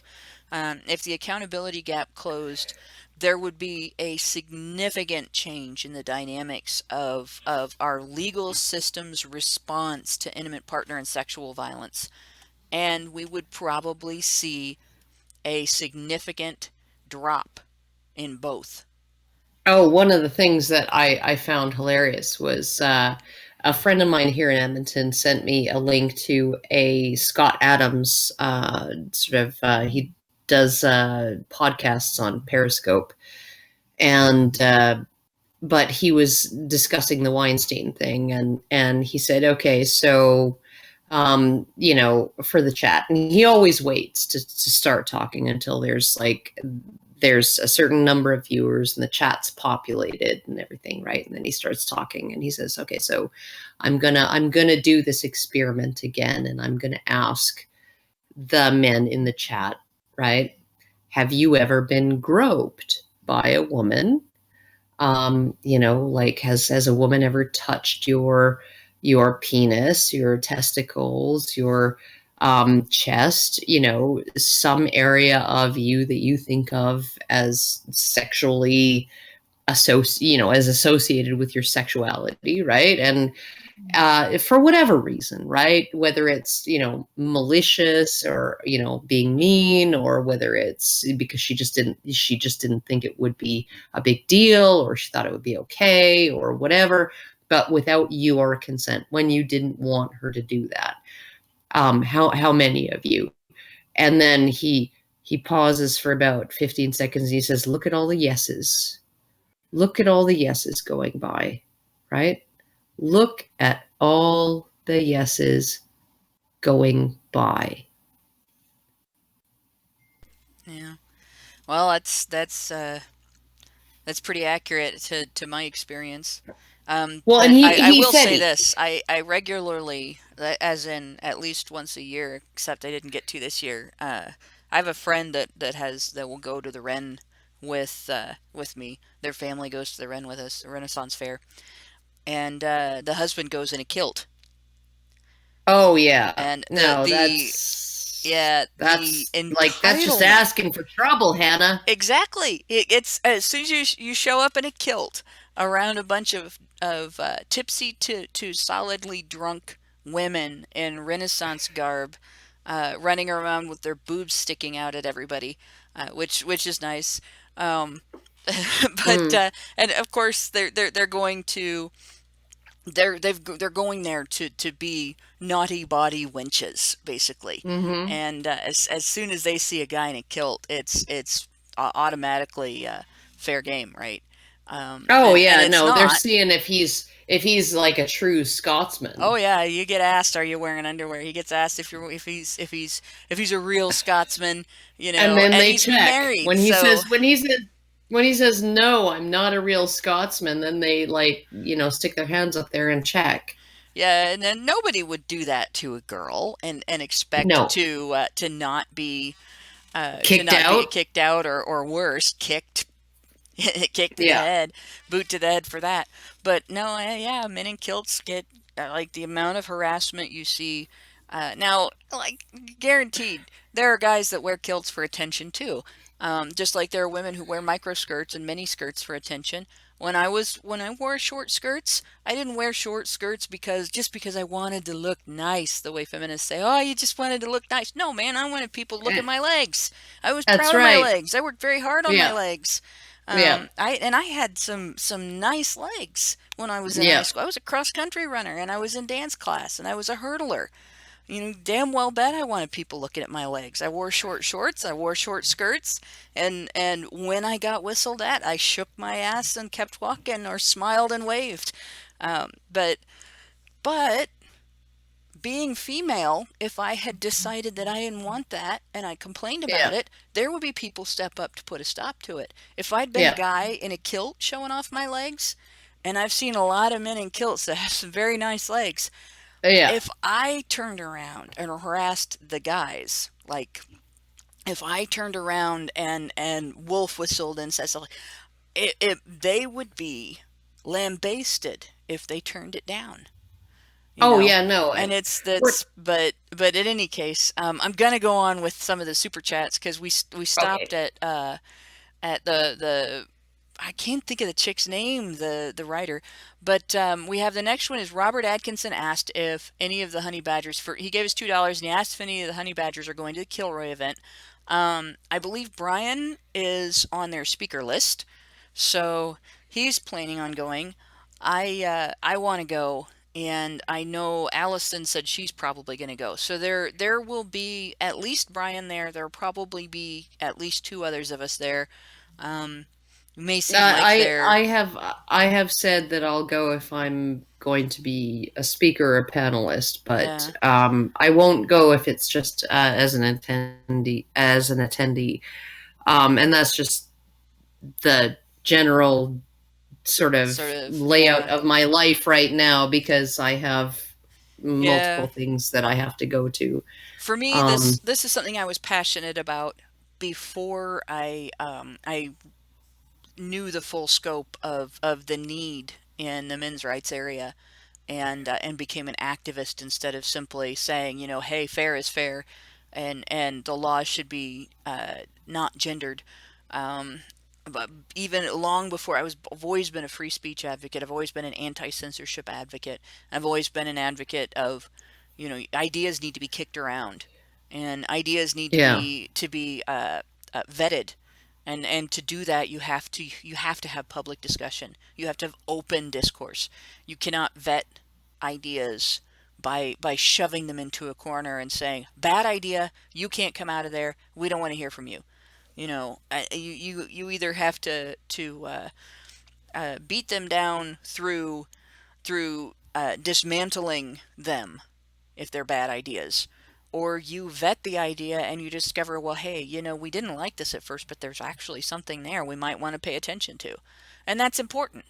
So I want to go partly because I want to support having this type of an event, and partly because I want to see what it's like, what's going on there, and who's there, and basically participate. And I think that's probably where Allison is coming from too. She's not in the chat or anything, so I don't know for sure. I can't really speak for her, but there'll at least be one, possibly three of us, well, and maybe a fourth or fifth. I think Allison looks at it the same way she looked at VidCon, right? Which was, it would be great to go there, and it would be sort of an opportunity for like-minded people to get together and discuss stuff and whatever, right? So to attend as attendees, I think she's more interested in doing that. I don't. The last conference or convention or event that I attended as an attendee was the National Organization for Women National Conference in 2012, and I just like, with me, it's not so much that like I would love to attend, but because I have to travel so much for various things, right? Like I have tentatively scheduled 3 university tour in Toronto in February. Like I am away from home too much already, with just the things that people want me to come and speak, right? And so it's essentially I'm not. If the Kilroy Conference wants me on a panel discussion or they want me to speak, I will happily do that. But if not, I'll support them as I can, with my channel, and I will watch all of the footage as it comes in. But yeah, I just can't justify being away unless there's a requirement for me to be there. So yeah. That's understandable.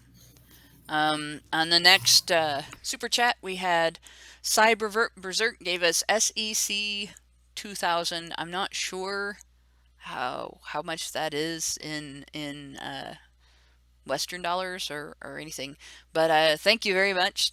And he says everything is toxic, everything is eye medicine.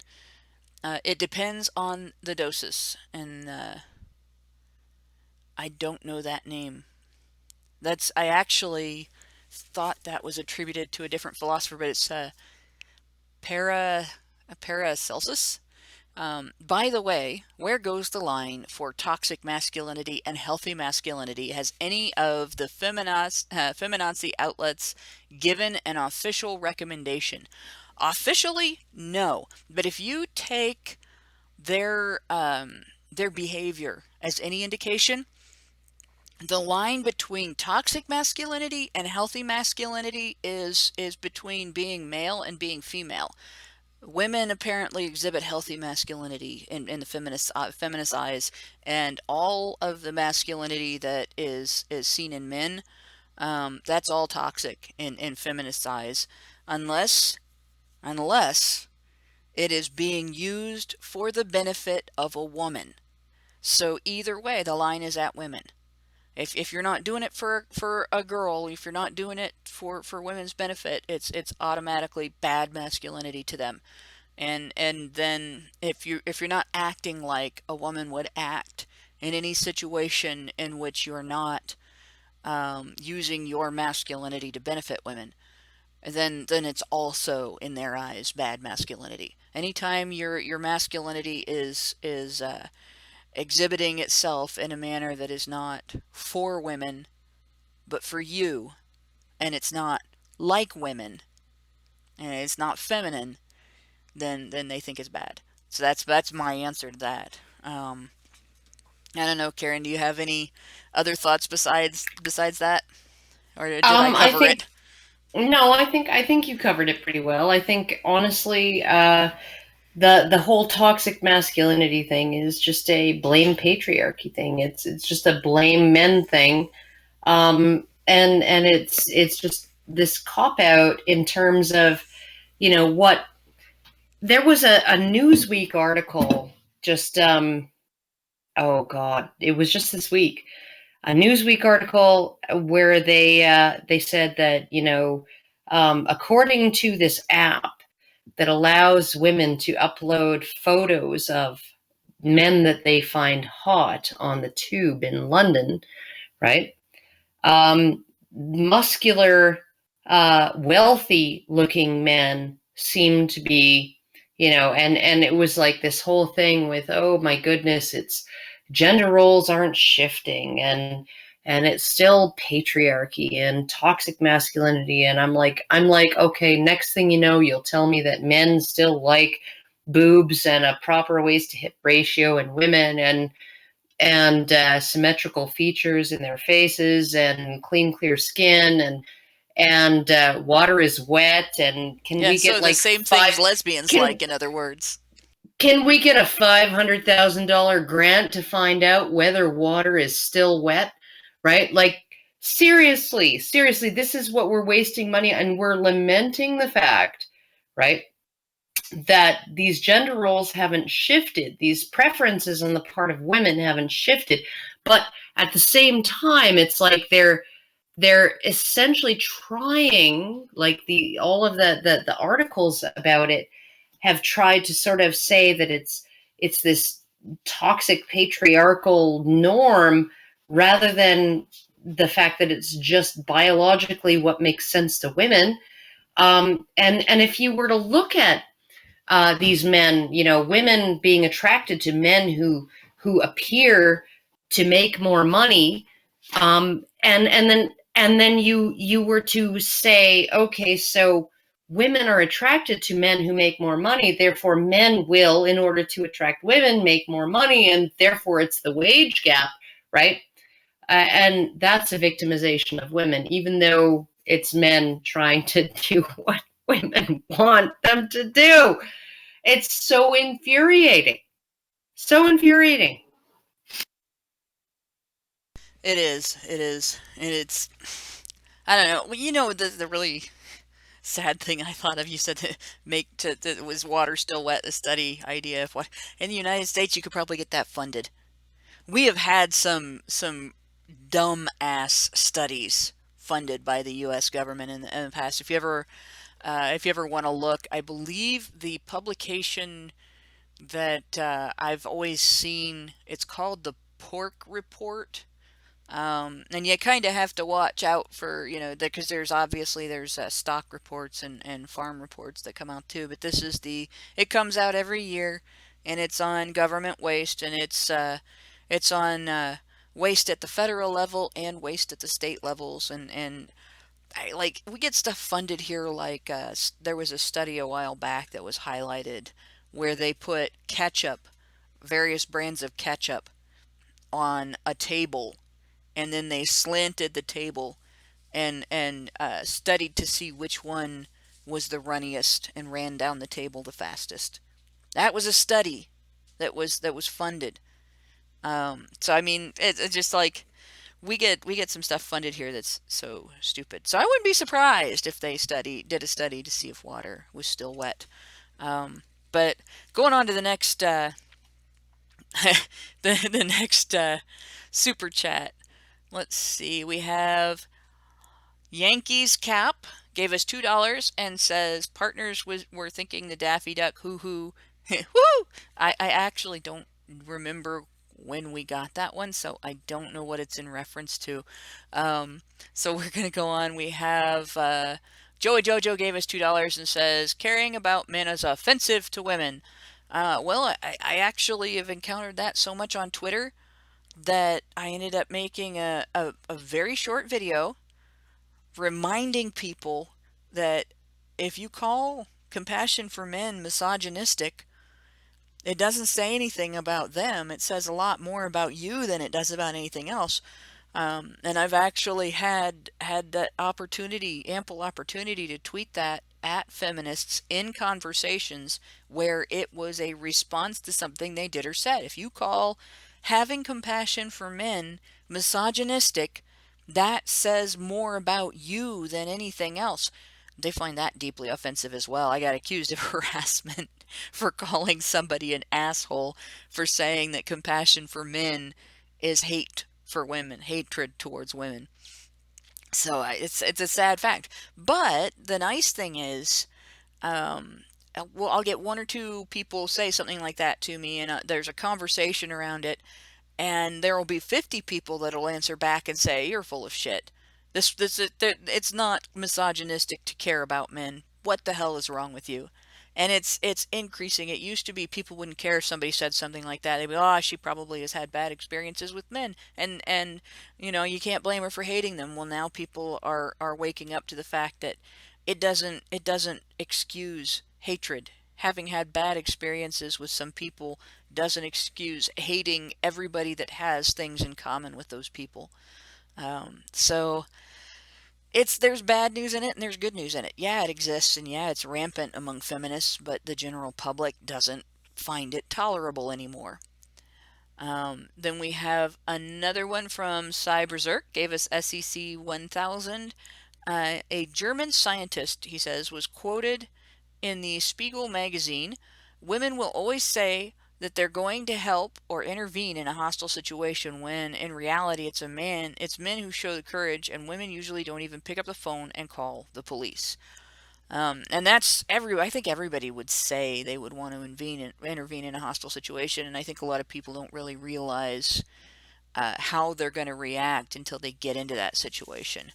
I've discovered it for me personally, it depends on who is going to be affected by the hostility. And I am more likely to respond with aggression if it's somebody besides myself. And I only end up responding with aggression if I'm startled and it's myself, or if it's been going on for a bit and I know that I'm under a real compelling threat. Then I'll get aggressive. But when it turns to somebody else around me, especially somebody that I see as less strong or more defenseless, or however you want to put it, than I am, it's a different story, because that pisses me off. And I've been much more likely to engage in aggression against another person if they have threatened someone around me that I feel protective of, and I'll do it with less thought, and I'm more likely to overreact to that. And Agreed. but Yeah. and those are things that I think that's common with a lot of people. And I think probably there are more people, if they see somebody as vulnerable, they're more likely to have courage to intervene than they are if they see someone is able to protect themselves. And because of that, and because women do view men as having less vulnerability than themselves, you will probably see women step up to help men less than you see men stepping up to help women. And just from that standpoint, and it's not to say that it's not cowardly for women to turn their backs and walk away when they see men and boys being harmed and they can do something about it and they don't. That is cowardly. But the idea that that it's a necessarily a gendered thing just biologically, I'm not sure I buy that, because I think it does have to do with the degree to which we view people as vulnerable. And that plays out in other ways too. Like, people are more likely to donate to a fundraiser for an animal's health than they are for the same health problem for a human being, because the animal is viewed as more vulnerable. And animals, especially if it's the type of animal that's dependent on humans for its welfare, like a dog, people will help a puppy before they will help a human, and they'll help a child before they'll help an adult, and they'll help a woman before they'll help a man. It's something that needs to change. Men are vulnerable too, and it needs to be changed, that people don't recognize that, but it is a fact of life. And I It's the don't, hierarchy. I don't think it's It's the just a biological thing. It's the ultimate hierarchy that they talk about on the red pill. Men love women, women love children, children love puppies. Yep. Everybody Right? loves puppies. So There's something wrong with people who don't love puppies. I rescued a puppy today, I so I'm thank you very allergic to much. puppies. They make me sneeze and they can make me very sick, and I still love puppies, and I will still pet Oh, puppies and snuggle puppies and have an asthma attack and take medicine and snuggle the next puppy that comes along. Can't this help it. puppy was Or this I puppy won't was help it. all of this puppy was all of 8 weeks old, 9 weeks old, and it was I picked it up off the side. I would not have interfered with this puppy, except for it was out loose in the neighborhood, and we have coyotes around the neighborhood, right? And I didn't want it to end up as some coyote's dinner. And so I went and I was like, "Oh, hey, puppy, come here." And he came running, bounding up, this little ball of fur, and I grabbed him. And he smelled like shampoo, and he had a collar, and I was like, "Okay, so you have an owner." And then I tacked a little sign on my fence post saying, "Your puppy is inside, ring the bell." Because I can't leave him. He's walking down the sidewalk, for fuck's sake. He got out of his backyard.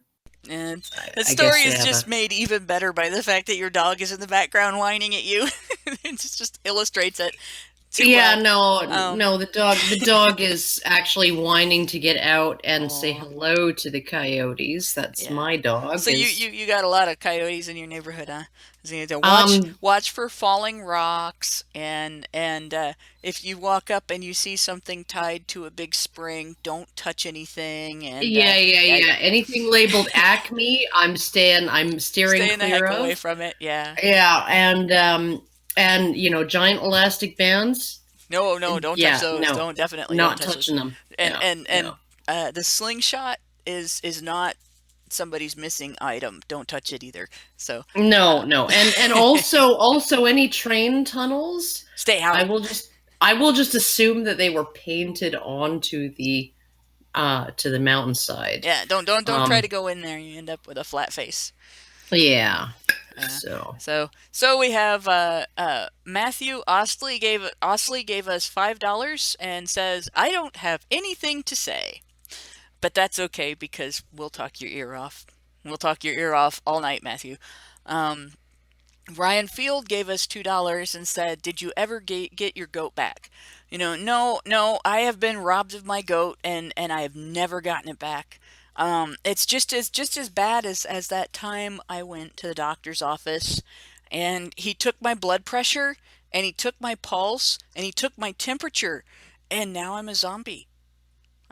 So I just none of those things. I never got any of those things back. I probably should file a complaint. Um, Ghostly Enigma gave us $5 and says, After hearing this, I think I'm going to stay single as it's safer." And what I would say to that is the thing that needs to change in terms of women's behavior in relation to men and how it affects um, uh, men's ability to find a partner. Obviously, primarily the behavior itself needs to change. Women that take advantage of these laws need to be held accountable the same as a man would be held accountable. And the laws need to change. There needs to be legal reform.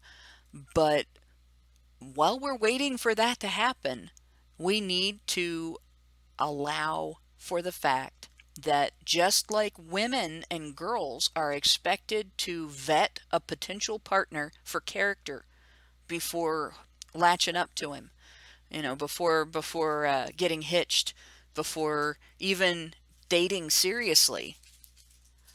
We're told to shop around. Men should have that as well. Men should have the right and the expectation that if they know a woman and they're interested in dating her, that they should be able to judge her character the same way she is able to judge their character. It's not wrong to judge someone's character. It's not wrong to judge someone's character in terms of, is this person going to be a good partner? Is this person going to be a good mother or a good father? Is this person going to take as much responsibility for our family as I am expected to take for our family? That is how families have survived throughout history. That is how families have stayed intact. That is how you avoid divorce. Obviously you avoid divorce without getting married if you don't get married in the first place. MGTOWs have that right. But but it's but wrong to tell men and it's wrong to tell boys that you cannot judge a woman's character when you are but considering her as a potential my partner. mama told me you Yep. better shop around. Yeah, yeah, and that we get told that. We get told that over and over and over again. Is this guy going to support you Well, and when men used to your get told that father? too. Yeah, when your Men used to father get meets told your that date. too. You meet a girl's dad. You ask a girl out. You meet her dad. He's gonna ask you what your plans are for your living when you get out of school, when you're in school, and if you're an adult, what do you do for a living? And Uh, what you are know, your intentions toward my Towards my daughter? daughter. Yeah. What do you plan on? Where are you gonna go on your date? What time are you gonna be home? You don't get the same thing as a girl when you meet a guy's mom. Now, it was different for me.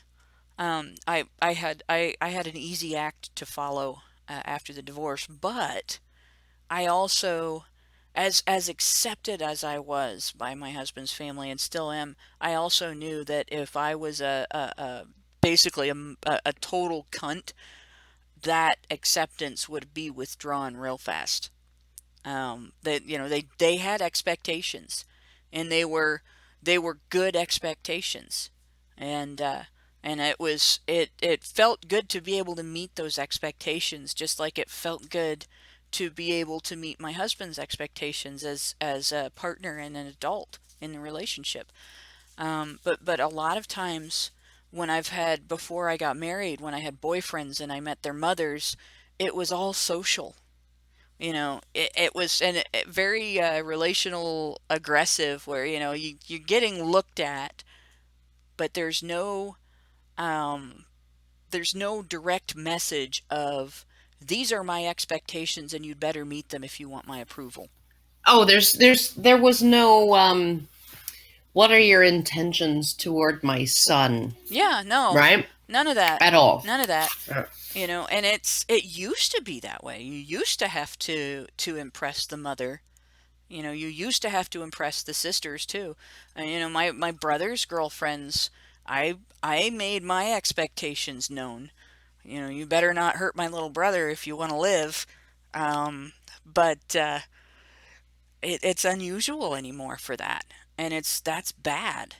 That is one of the reasons why we have such a high divorce rate, and most divorces are initiated by women. And a lot of times it's not because the guy did something bad. It's not one-sided. It's because they have, quote, drifted apart, which means that either one or both partners has not been invested in maintaining family unity and marital unity. Yeah. Or it's because they get bored, which I really don't understand. And it's not just because I don't get bored. It's also because I recognize, because I know I know what people do when they get bored. They look for a way to alleviate their boredom. If you love and care about someone, and you have made your life with this person, and you get bored, you spice up your life as a couple together. You do things. If you're bored, he's probably bored too. So you do something that the two of you can be excited about together. You don't go out and cheat and leave. But yeah, this idea of I can understand why there are men going their own way. I can with all of this shit that has been dumped on men in society. I can understand that. And I think that the remedy for it, besides the obvious reform that needs to happen, the immediate remedy for it is, you have to have the right and the responsibility to vet women for character. And it's that society doesn't give you permission should not be a reason why you don't do it. Yeah, do it anyway.